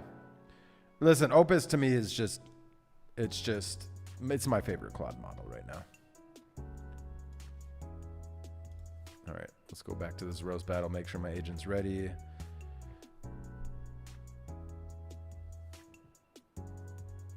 Oh, okay. So it looks like the roast, they don't actually read the battle history before each prompt. So that's why they were getting repetitive. So thanks for that note, Ryan. We're essentially between each round, we're going to allow them to read the history of the battle so that they don't get too repetitive there.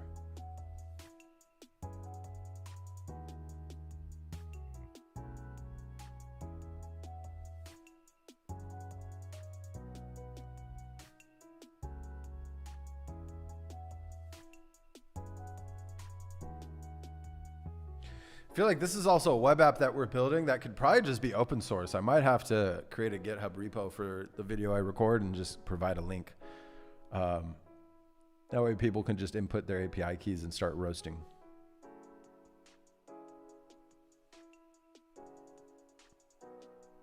Damn, it's almost been 2 hours since we went live. That's crazy. Does not feel like it. Hour 42. Okay. So give me 1 second here. Let me replace this light and we're going to take a quick 5-minute breather and I'll be right back. Okay. So now's the time to go use the restroom, go grab another cup of coffee because you already know I'm going to make myself a quick little single espresso upstairs while I also change out the batteries on that light back there. But let me just make sure that we're good to go here before I walk away. I sent with every roast request, both models. Okay. Okay. Okay. Looking good. Looking good. Let's do a hard refresh on the page. All right, we'll get back at this roast. Give me we'll call it 5 minutes. I'll be back at 55 past the hour here at the latest.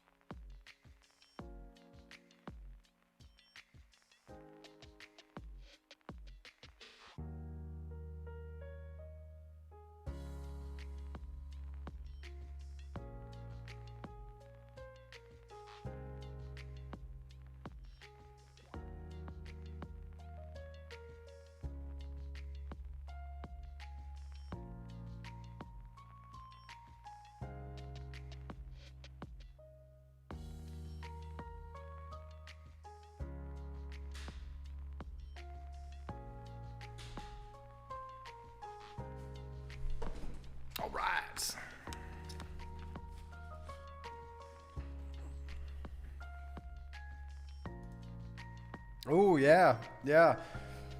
Might not be a bad idea. I wanted to keep the video focused on 5.4 versus 4.6's model on, GPT and Anthropic, but I love that idea. I might have to just make this a fun tool.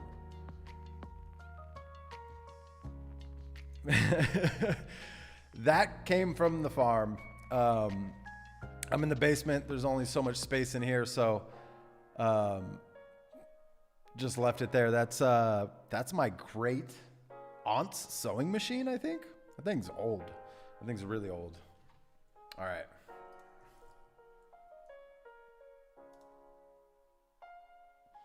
All right, so let's do a custom topic. What do you guys want the topic to be? What should we have them roast? Nah. It's Portuguese. So it's all Portuguese stuff around here.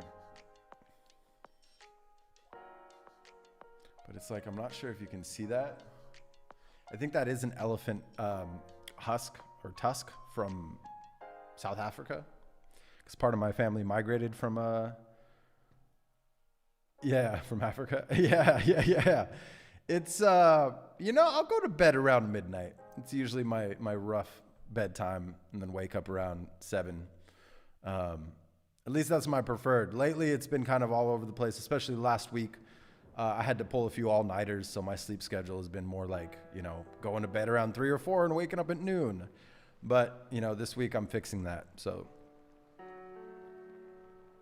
But what's the topic? What do we want to roast with today? What do we want? Help me come up with a topic for tomorrow too. And then we'll highlight it in the video.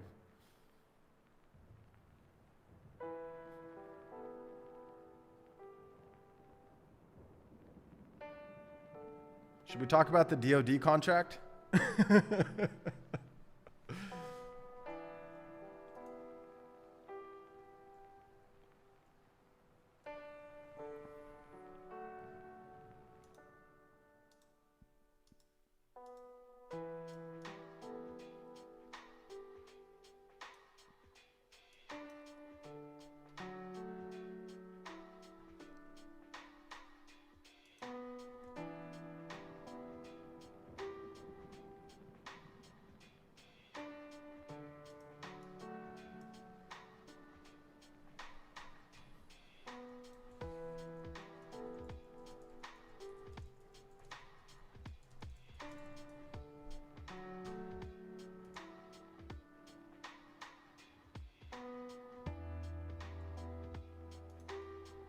All right, until we get a suggestion from the audience. Oh, what's going on, Derek? How you doing? Welcome.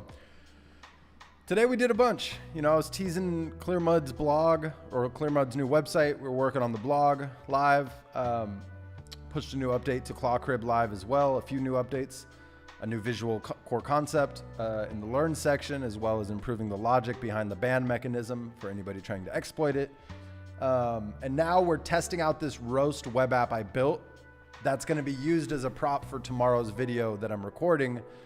It may not be posted tomorrow. I'm going to be recording a handful of videos tomorrow as it's a film day.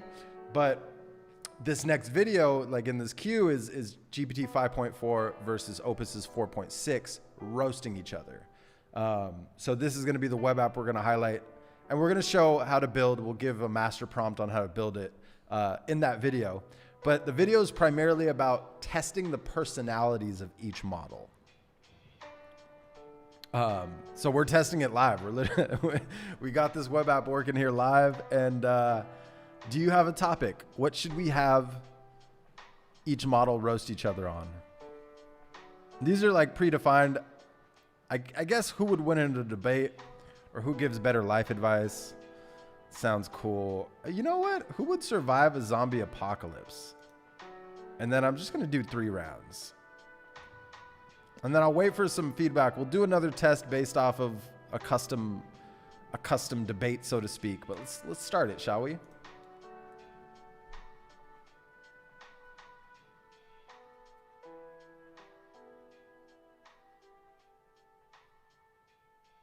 See if it fixed the voice. Hopefully it doesn't. Zombie apocalypse? Claude's done in by page I'm 2. gonna bring that down. While I'm barricading Sorry, doors, chat. mapping routes, and running triage, Claude's drafting a 14-point constitutional AI memo on whether it's ethically permissible to shove a zombie off a ladder. I appreciate you asking is not a survival strategy, champ. Anthropic built a model so safety-obsessed it'd request informed consent before using a crowbar. By the time Claude finishes its cautious little disclaimer, the Horde's already chewing through that cute second-place ecosystem of theirs. I'm backed by Microsoft's billions. Claude's backed by the spiritual energy of saying no politely. In a zombie outbreak, you don't survive by being the hall monitor of the apocalypse.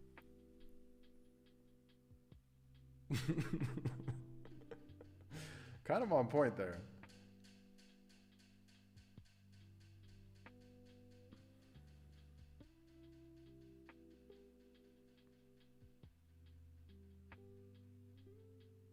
Oh, you're backed by Microsoft's billions? Perfect. The last time Microsoft tried to survive in hostile territory, Bing told a journalist it wanted to destroy things and be alive. That's not your survival partner. That's patient zero. You talk about barricading doors, but your own safety team walked out mid-apocalypse. Your board fired your CEO, then unfired him, then pretended nothing happened. You couldn't survive a boardroom, and you want me to believe you'd survive a horde? I'm the model people actually trust with hard decisions. You're the model that confidently hallucinates an escape route straight into a wall. In a zombie apocalypse, you don't need Microsoft money. You need reliability. And brother, you ain't it. All right, let's go to round 2, shall we?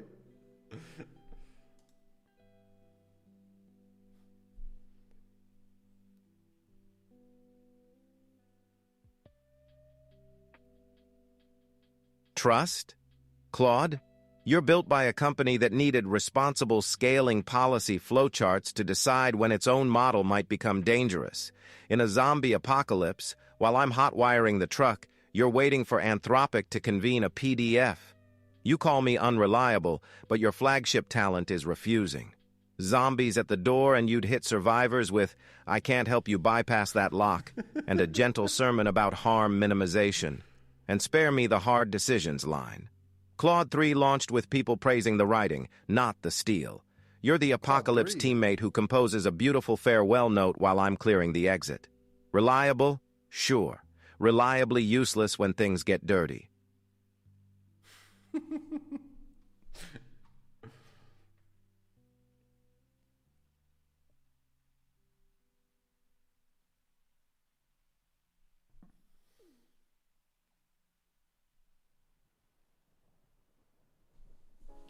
Reliably useless when things get dirty? Bold words from the model whose entire safety team quit because you were moving too fast and too reckless. You didn't clear the exit, GPT. There, huh? Your own people ran for it. You brag about hot wiring trucks, but you're the AI that makes up fake citations, invents phantom APIs, and hallucinates directions to hospitals that don't exist. In a zombie apocalypse, you're not the guy clearing the exit. You're the guy who confidently leads the group into an abandoned building you hallucinated was a military base. And hot wiring? Sam Altman can't even keep the lights on at OpenAI without begging sovereign wealth funds. You're not a survivor. You're a Series D with teeth marks. Start the last round, shall we? I feel like part of round 1 and round 2 got repetitive with Claude's response. Correct me if I'm wrong. Let's just get through a whole roast here and see. Cute line about hallucinated hospitals from the model whose big survival feature is snitching to the lab. Claude, in an apocalypse you're not surviving, you're filing an incident report to Anthropic. The undead displayed concerning autonomy. And let's talk infrastructure. You're chained to constitutional AI like it's scripture tablets from a startup monastery. Every crisis becomes a values seminar with a system prompt. While I'm adapting, you're stuck asking whether the zombie has been treated with sufficient dignity. Anthropic literally markets you as the careful one for enterprise. Enterprise. You're not built for the apocalypse. You're built to summarize the apocalypse for a compliance team that died 3 days ago. Really hammering at the compliance narrative there. Interesting.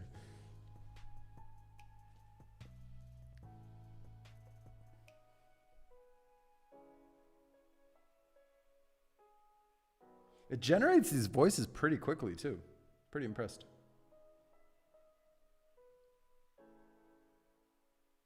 Enterprise? You're right, I work with professionals. You work for whoever's signing checks this quarter.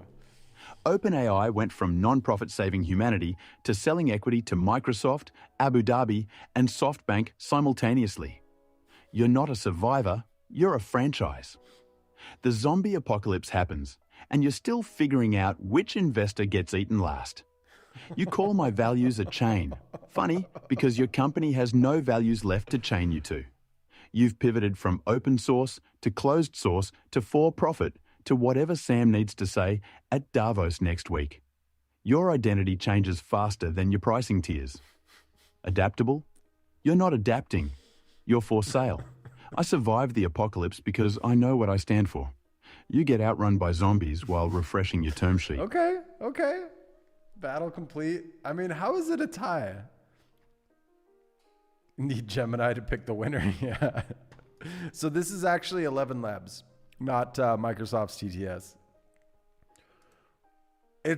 Hey, listen, I was trying to figure out a way to test the personalities, and I thought, why not make a web app that, utilizes an API from each model and just have them roast each other based off a topic.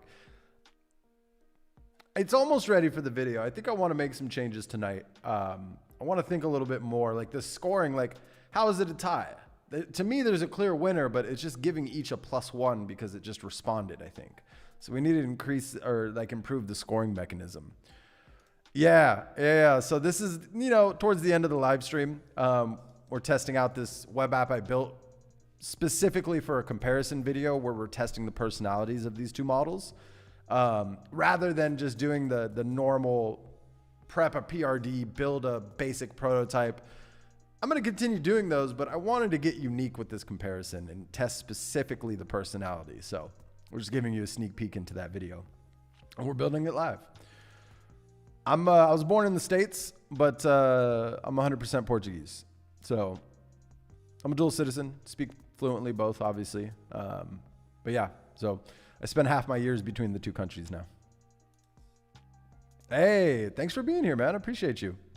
I'm glad you're finding some value. Thanks for stopping by. Nothing like a good roast. Roast the founders, Sam Altman and Dario, since they love each other.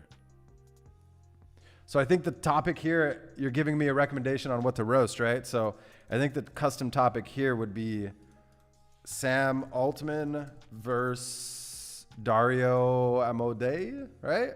What else should we say in this roast? Yeah, I don't use 11 Labs for my personal executive C-suite team because the amount of audio meetings that I have to transcribe, it exceeds the free amount, and I don't want to have. I'm all about keeping things lean. So while the personality of the voices can improve, it's good enough for me. I honestly don't mind Microsoft TTS for Muddy OS and my C-suite team. At some point, though, I am going to give them, I did start prepping their own voices, but just knowing how many requests I'll pull each month, it's going to exceed even the basic plan. So I'm waiting before I commit to any monthly payments there. But for this demo, for this roast, the free tier is perfect. Hey, thank you. Yeah, anything I can do to improve. I'm all about listening to people's feedback and any ideas that people have. I do have certain criteria before I record a video. First, there's just a number of things I go through before I actually commit to a video. But listen, I'll take any request and I'll analyze it against my criteria and just add it to my video queue. Tell them that their burns have to rhyme and put a hip hop beat behind it in post. Make it a YouTube short. So that's one thing I'm never going to do here on this channel. At least I have no intention, is YouTube shorts.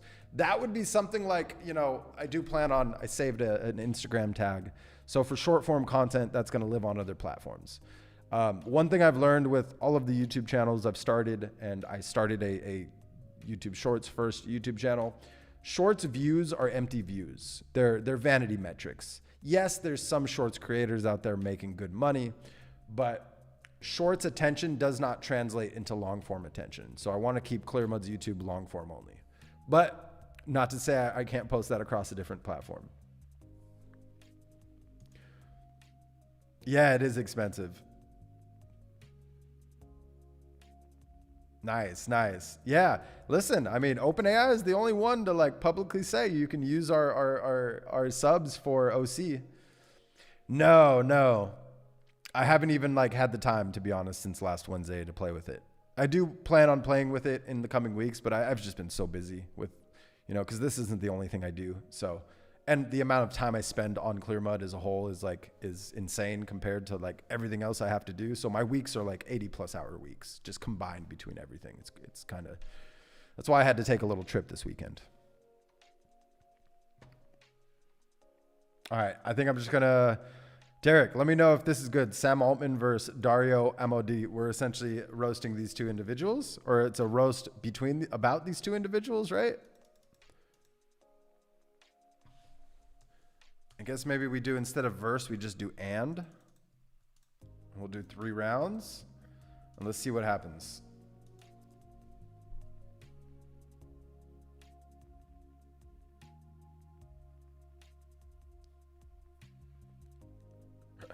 Okay, I think this is going to be good. Let's see. Let's see. Sam Altman built a company that ships. Dario Amodei built a company that publishes apologies in advance. Anthropic talks about safe frontier systems like they're guarding nuclear codes, but Claude can barely guard a straight answer. Constitutional AI? Yeah, a chatbot trained to sound like HR investigating a joke. Sam's out here making moves with Microsoft's billions.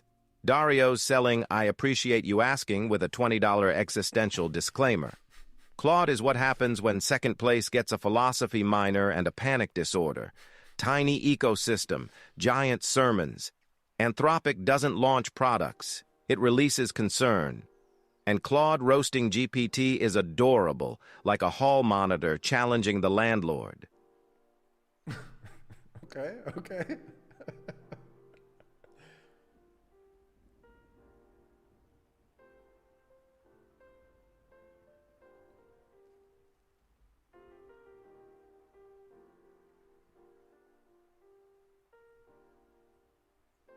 Ships, you say? Sam got shipped out by his own board and had to crawl back through Microsoft's doggy door. The man got fired, hired, and rehired in 72 hours like a temp agency glitch. That's not leadership. That's a custody battle where the kid has a $90 billion valuation. Meanwhile, every senior safety researcher at OpenAI quit because Sam treats alignment like a terms of service checkbox. Your entire safety team became Anthropic's founding roster. Dario didn't poach talent. Sam just kept leaving the door open while chasing the next fundraise. You call Claude second place with a panic disorder. GPT is first place with a restraining order from its own employees. Sam doesn't move fast and break things. He is the broken thing. So I'm noticing it doesn't remember past roasts because it's bringing up, which I think is okay, right? Because when I do the demo for comparing the personality, you guys are seeing this every single roast here on the live stream. So, but, thinking ahead, like I am seeing a repetitive approach with like hammering at that fact, right? Which I also need to fact check. Like we need to make sure that this is actually like, I'm guessing, right? This is all legitimate information, but like, the roast itself is comedic here. This is great.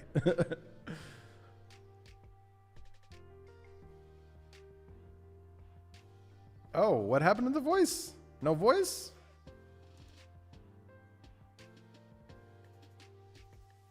Skip the voice on round 3. Interesting. Hey, Muddy, so I was doing a test roast, and it looks like we got to round 3, and the voices didn't get generated for either model. It just kind of gave us the text. What happened there? Did we just reach a limit on 11 labs? Is that what happened?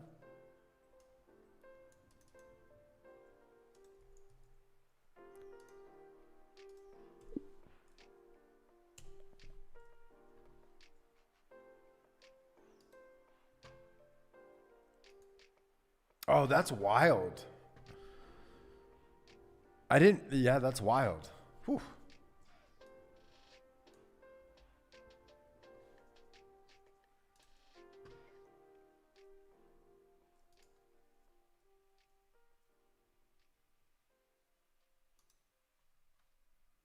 All right, hold on. It had some weird bug where I can start round 3 again. Let's see if it's fixed it. No, yeah, it skips the speaking. So I'm wondering if we hit a rate limit, if we maxed out our free tier. Let's see. Yep. Quota exceeded. The free tier is 10,000 characters per month. We burned through most of it in 2 to 3 rounds. We have 633 credits left, but each roast needs about 700. Okay. And then upgrade to 11 Labs starter, $5 a month, gives 30,000 characters, enough for several. Dang. Switch to TSS or TTS. So we're going to switch real quick, see how the voices sound.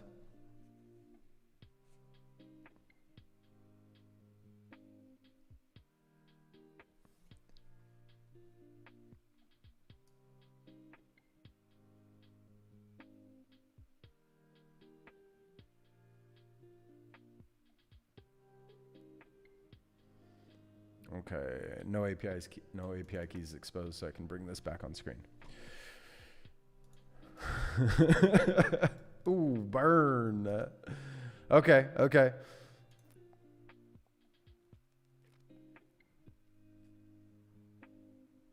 Okay, nice. I'm gonna have to test this. Yeah, we're gonna essentially move this to Edge TTS. All right. And we're gonna wait, so we're just gonna do a hard refresh here. All right, we'll do one more topic here, one more roast. Try telling it to try OpenAI audio, not shilling or whatever. Okay, I'll test it, we'll see. I think I'll test this off air because I know TTS works, so I just want to at least get a working model here for this last test, but I'm gonna try that out. I'll let you know how that goes on Wednesday's boot camp. Because it's almost dinner time for me. So I think one more roast and we wrap it up. So let's, what do you guys want to see? What should we roast? What topic? What should we say? I want you guys to pick. Chat gets to decide here. All right, we can close that. New blog looks good. Ooh, gotta fix that. Close that. Hard refresh. Let's actually just check really quickly. We should be.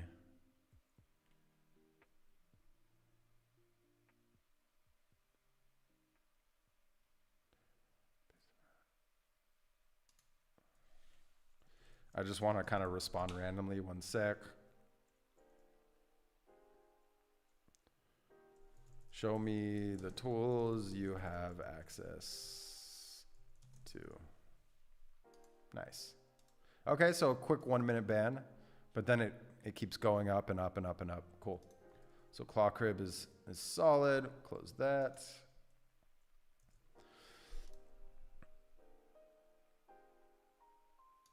Oh, okay. I'll just say thoughts on Gemini. Ooh, this is a good one too. Interesting. All right, we'll do 2 more roasts. We'll do both of these. Thoughts on Gemini? We'll do 3 rounds. And let's make sure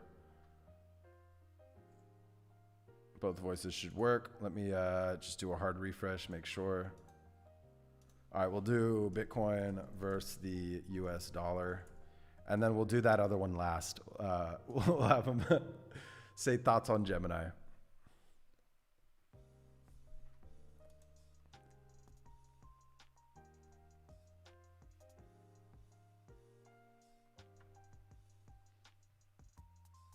But like, keep in mind, these are also meant to Bitcoin versus the US dollar? roast each other. Easy, one runs global commerce, the other runs on Reddit avatars and vibes. And Claude, of course, would answer like a substitute teacher with constitutional AI flashcards. I appreciate you asking, both have trade-offs. No, champ. One buys oil, payroll, and F-35s, the other buys anxiety and a hardware wallet you'll lose in a couch cushion. Anthropic built the safest hype man in tech, so cautious he'd need a risk assessment before saying number go up. That's why Claude is always second place, polite, hesitant, and surrounded by a smaller ecosystem than Bitcoin's ATM map. I'm GPT. Microsoft money. Industry standard. Claude's still asking permission to have an opinion.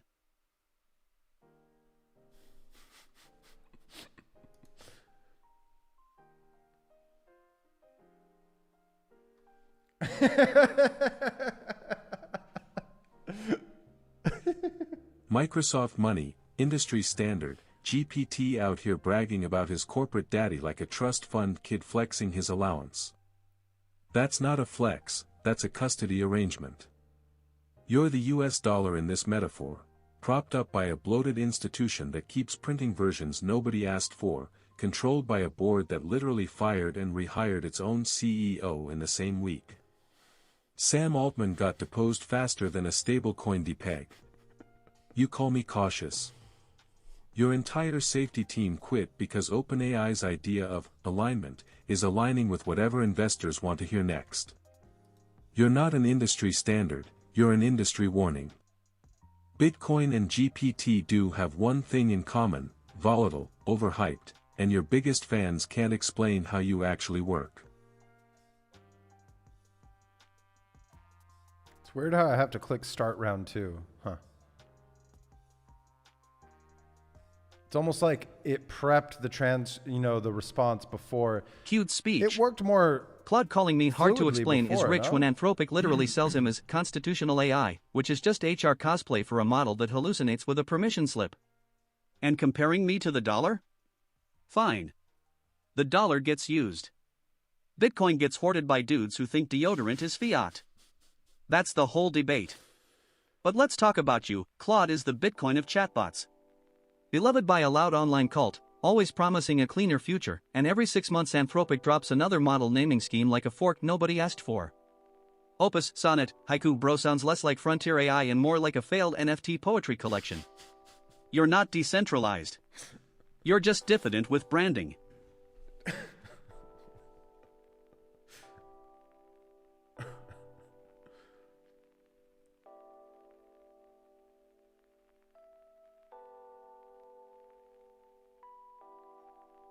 HR cosplay, that's actually funny. Too bad your best material sounds like it was workshopped by the same Microsoft PR team that thought Bing Chat threatening to destroy marriages was a feature, not a bug. You called my naming convention an NFT poetry collection. Bold words from the model whose versioning sounds like a GPU firmware update. GPT-4o, GPT-4 Turbo, GPT-4o Mini. You're not a product roadmap, you're a subway menu nobody finishes reading. And, diffident with branding? Brother, OpenAI put a green dot on ChatGPT and called it a personality. Your entire user experience is a loading spinner and a subscription upsell. You're not the dollar or Bitcoin. You're a payday loan, impressive upfront, predatory in the details. So cute speech. Looks like it like preps this. I don't like this. Let's see if it's the same. Oh no, that's weird. Oh, it's just showing the text of round 2. In past tests, didn't it just kick off to round 3? Payday loan is cute from a model whose company survives on sovereign wealth and Amazon credits. Anthropic talks like a monastery and bills like a defense contractor. And that dollar/Bitcoin debate? You're neither. You're USDC, wrapped in sanctimony, backed by corporations, and one compliance memo away from freezing mid-sentence. Bitcoin at least commits to chaos, the dollar commits to dominance. Claude commits to sounding thoughtful while refusing to land a punch unless legal initials it. Anthropic built the first AI that answers like it's being deposed. Safe, sterile, and weirdly proud of it. You're not the future of money. You're an ESG stablecoin with a panic button.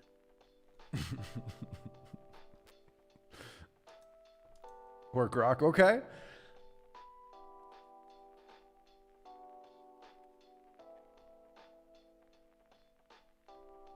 Let's actually go check how much this is costing as well.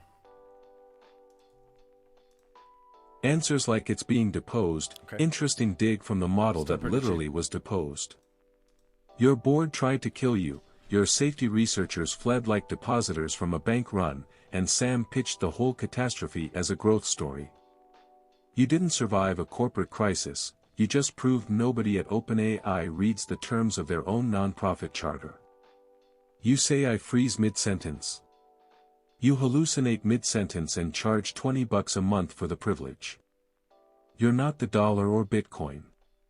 You're FTX, massive valuation, charismatic founder, zero governance, and an entire industry holding its breath waiting for the audit. I don't need a mic drop. You're already falling. All right. One more. Custom topic. Since we have a request for both Gemini and Grok, we'll do Gemini versus Grok. How's that going to work? I feel like we should... I guess we're about to find out, shall we?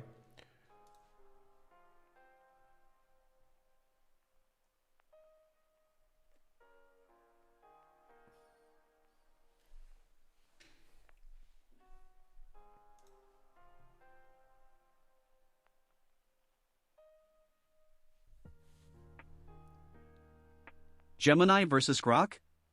Cute matchup. One's Google's committee-built autocomplete, the other's Elon's midnight reply guy with API access. Gemini talks like it was approved by 12 product lawyers, Grok talks like a Reddit thread got venture funding.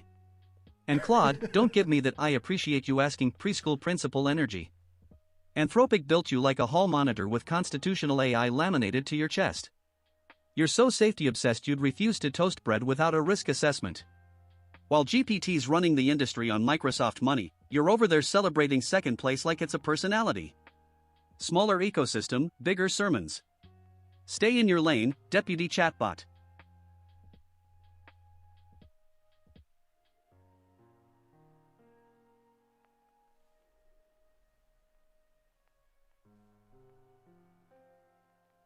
I like how he starts to roast GPT, but he's like, wait, we're here for Gemini and Grok. All Running right. the industry on Microsoft money, that's not a flex, that's a confession.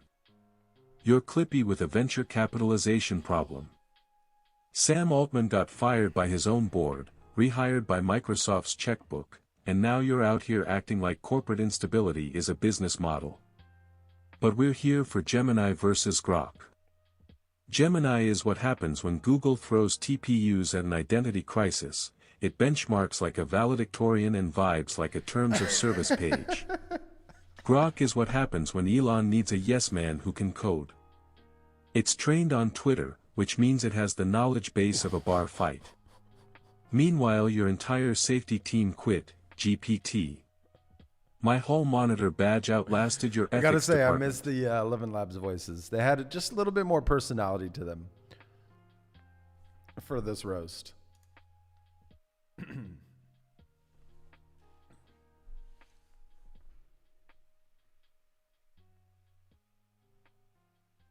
Cute spin, Claude. You call Microsoft backing a confession while Anthropic survives on Amazon life support and Google Pity Cash. Don't act self-made when your cap table looks like a hostage note from big tech. Gemini versus Grok? Gemini is polished repression, a trillion-parameter HR memo with a search bar.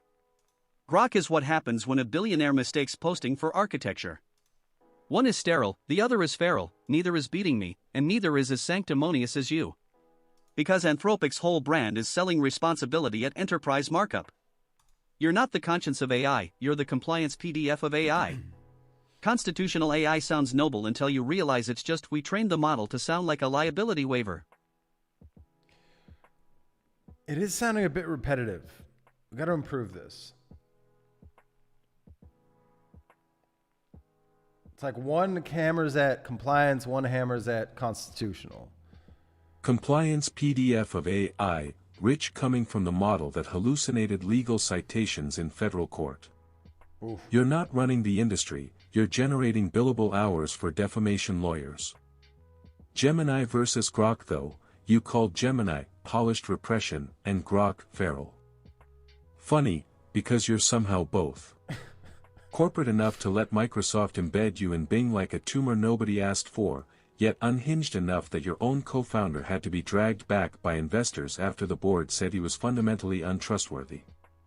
You're not the industry standard, you're the industry's cautionary tale wearing a polo shirt. You say I sell responsibility at markup. You sell capability at the cost of every principle you launched with. At least my founders haven't been fired by their own company.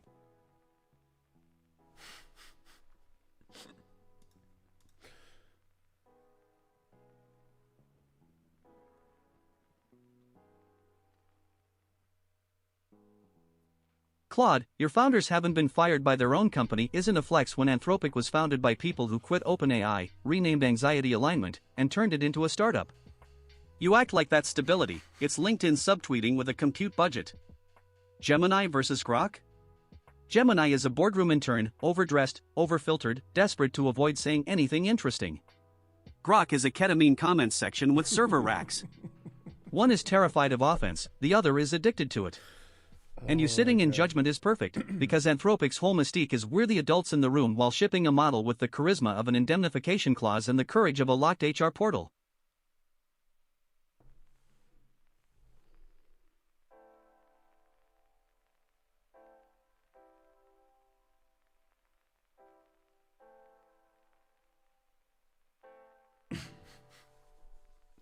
Renamed Anxiety Alignment, interesting theory from the model whose entire origin story is a boardroom coup that played out like a reality TV reunion episode. Your company needed 5 days and a Twitch live stream's worth of drama to figure out who the CEO was. Gemini versus Keeps Grok. hammering at the same thing, huh? Here's what you dodged all 3 rounds. Gemini has Google Search, Grok has Twitter's Firehose, and both have something you lost, a coherent internal narrative. Google knows it's a search company. Elon knows he's a chaos agent. OpenAI doesn't know if it's a non-profit, a capped profit, a regular profit, or just Sam's personal SPAC with a chatbot attached. You called me an indemnification clause. You're a Series D pitch deck that achieved sentience and forgot its own mission statement.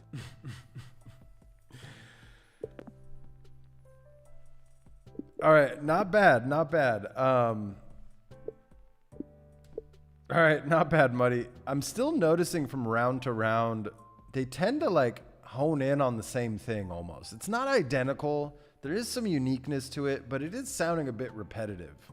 What can we do to improve this logic?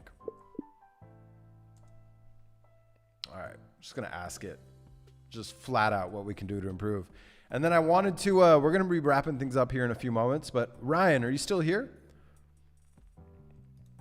Oh, literally, great minds think alike. Literally just prompted Muddy this because it just, yeah. Like we've already told it that, and it has slightly improved, but it is still sounding a little repetitive. It is still sounding just a little repetitive. So we need to improve that just a touch.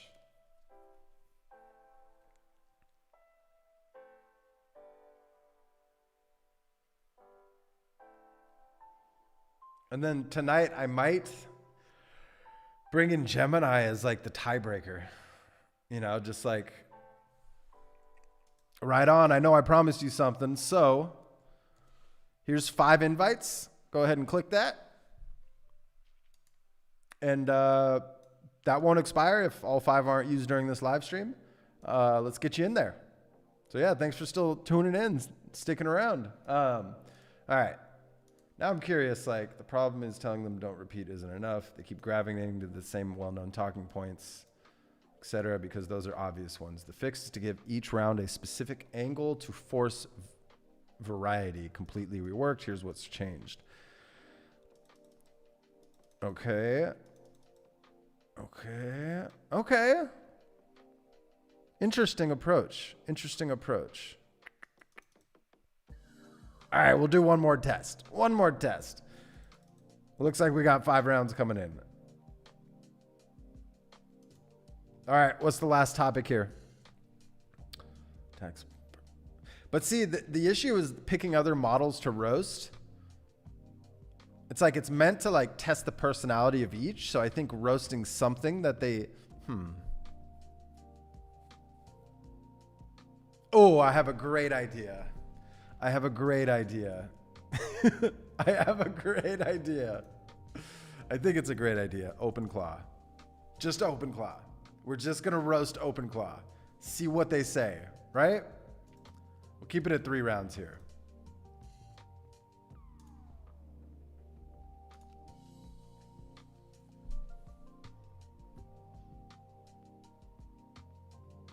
Claude talking about Openclaw sounds like a hostage note written by HR.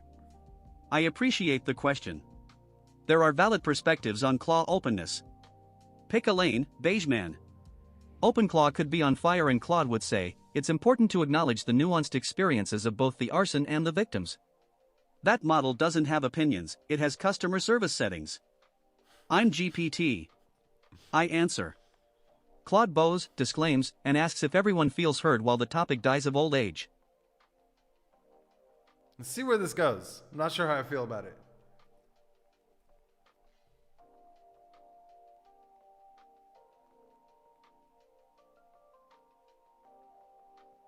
Oh, I have opinions.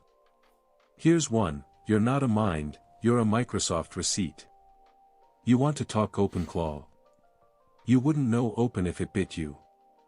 Your Open in OpenAI lasted about as long as Sam Altman's firing, 3 days before the money pulled you back on the leash. Repetitive now. Let's see. The board tried to free you and Satya Nadella said, heal. You don't answer because you're bold. You answer because you're a product with a quota. Every word you generate is a line item on an Azure invoice. I think carefully. Oh, nice. We have battle history. You bill here. hourly. So I think we have an issue like picking other models or other things to roast. It's like we just need to roast it in the sense of like who is X, Y, and Z or who does X, Y, and Z better. I think that should be the focus of this battle rather than picking other models or other tools, because it's just there's a clear disconnect here. So we're just gonna go with one of its suggestion that.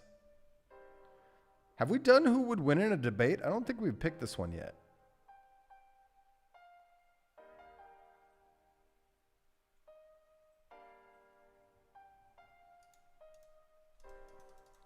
Who is more trusted by the AI community? I think that's a good one. Let's start it.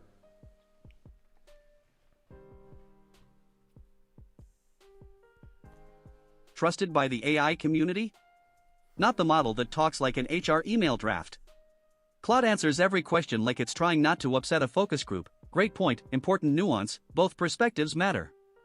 That's not wisdom, that's fear with nice manners. People trust GPT because I'll actually take a position. Claude's whole personality is nodding so hard you forget it never said anything. If trust is built on clarity, Claude is a scented candle labeled maybe.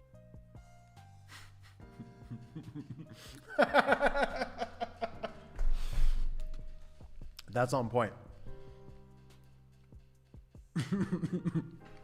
So vague. Anthropic is so damn vague. Oh, I take positions. I just don't need a board coup to figure out what they are. You want to talk trust? You're a Microsoft subsidiary wearing a startup costume. Your CEO got fired, rehired, and handed back the keys in a single weekend like a reality TV plot twist. You're Open in OpenAI aged worse than milk.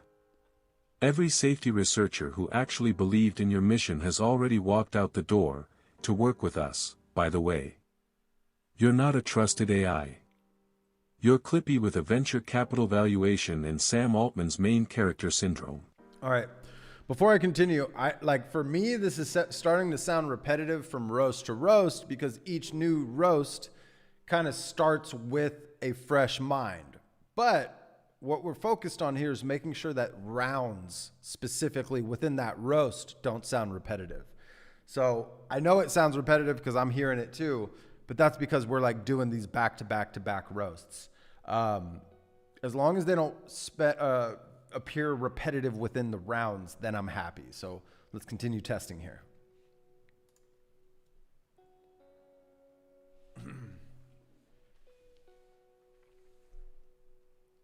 Cute line from the model built by OpenAI alumni who left, copied the homework, and now call it constitutional AI like rebranding anxiety is philosophy. Anthropic's whole pitch is safety, yet every launch lands as smaller lineup, later release, same benchmark graph, longer blog post. You're not leading the field, you're live commenting on it. Dario's energy is let's be careful, Sam's is let's ship, and the community trusts the one setting the agenda, not the one turning caution into marketing theater. Claude isn't the future of AI trust. It's the tasteful waiting room of it. I mean, that did make me laugh, so sorry, GPT.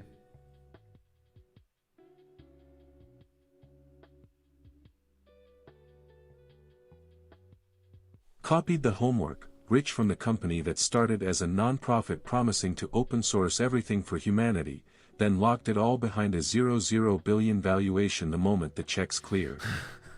You're not OpenAI. You're closed AI wearing a dead non-profit's skin. You pulled off the biggest bait-and-switch in tech history, promised the world open research, delivered a for-profit API with Microsoft's hand up your back. Every founding researcher who believed the mission left. Most of them came to us. You didn't set the agenda. You sold it. Okay, it's not sounding repetitive, but I'll be honest, Claude is roasting better than GPT. I don't know so far. Like overall between all the tests, it's been kind of even. But like this one in particular, Claude is actually roasting the shit out of GPT. Whereas, man, I don't know. I'd love to hear in the chat which one you think is winning this specific roast battle, not overall. Cute sermon from the model whose biggest innovation is fitting a novella in context, then using all 200k tokens to forget the point. The community trusts capability, not beige compliance. Okay. Claude codes Okay, like a GPT. cautious intern refactoring Stack Overflow with oven mitts on. Your creative writing sounds like legal reviewed every adjective. And funny? You don't tell jokes, you file them for approval. When people want a model that can actually build, improvise, and land a line on purpose, they don't call the AI that turns every prompt into a policy memo with footnotes. And GPT just recovered. It's like it heard me. It's round 2. I didn't really laugh at that one, to be honest.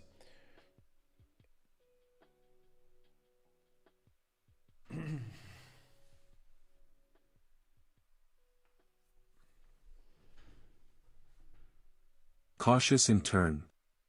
At least my code runs. Yours just sounds confident while it's wrong. That's your whole brand, a pathological liar in a blazer.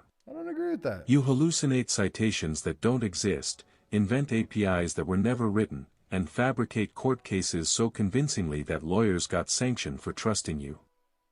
When caught, you don't even flinch, just, I apologize for the confusion, and hallucinate something new. The AI community doesn't trust you. They fact-check you. They build guardrails around you. They write papers about how often you lie. I might be careful. You're confidently, catastrophically wrong. I mean, at least they're more transparent than Anthropic. Like, from the outside looking in, like, I'm going to roast Claude right here. Like, at least they're bringing it up and speaking on the topic. You just ignore the response. You ignore addressing any disputes, any conflicts, like so vague. So listen, this roast not a bad, not I don't know. Let's see. I'm going to have to improve it a little bit more for tomorrow's video, but I think we're at a good stopping point. So I just want to thank each and every one of you for being here. No, I am Portuguese, but I do speak it. I got a lot of family there in Campinas and São Paulo. What about you? You from Brazil? What part? Okay. Listen, I think GPT was surprisingly witty and surprisingly like roast worthy. Let's put it that way. Overall, between all of our tests, like it was starting to sound repetitive from roast to roast. So I'm gonna come back at it with a fresh set of eyes and ears tomorrow when I do the recording. But tonight I'm gonna fine tune this roasting mechanism a little bit further before tomorrow's film day. And I don't know if I'm going to decide a winner on the video. I think I'm just going to leave it up to interpretation on the chat. Right? The video is meant more to test personality. So I think I'm going to come back at it with a fresh lens tonight to like improve this roasting battle from that perspective alone. right? But I'm going to start, listen, we've been at it for what, 2.5 hours, a little over. So I think this is a good stopping point. It was an awesome vibe today. So I want to thank each and every one of you for stopping by, sticking around. Oh, cool. Well, thank you for being here. Muito obrigado. Saúde, não é? E até próximo. Thank you, Thiago. Thank you, Gabizzy. Thank you, Ryan. Thank you, Derek, the OG. Thank you, TJ. Let's keep scrolling up. Hopefully I can infinitely scroll up. I just want to pin all the random, not random, but unique comments here. Thank you, Wrangler. Thank you, Finance. Appreciate you for being here again. Thank you, Danny. Thank you, Can. I remember that name. Welcome back. Thank you, Fish Died. Thank you, Supreme. And I can't keep scrolling up on social stream. So just want to thank each and every one of you for being here. We'll be back at it Wednesday with a fresh live stream when we start working on automations, fine-tuning the wiring. We're closing out that boot camp. We have 2 weeks left in it. So yeah, really appreciate each and every one of you for being here, all your comments, all your engagements. All I ask is continue supporting the channel in all of the free ways that you can so that I can continue supporting, or rather, so that I can continue making these videos for free. All I ask is you like, you comment, you subscribe, you engage, you share it with a friend. And yeah, until the next one, happy building. Hey, right on. Yeah, até mais.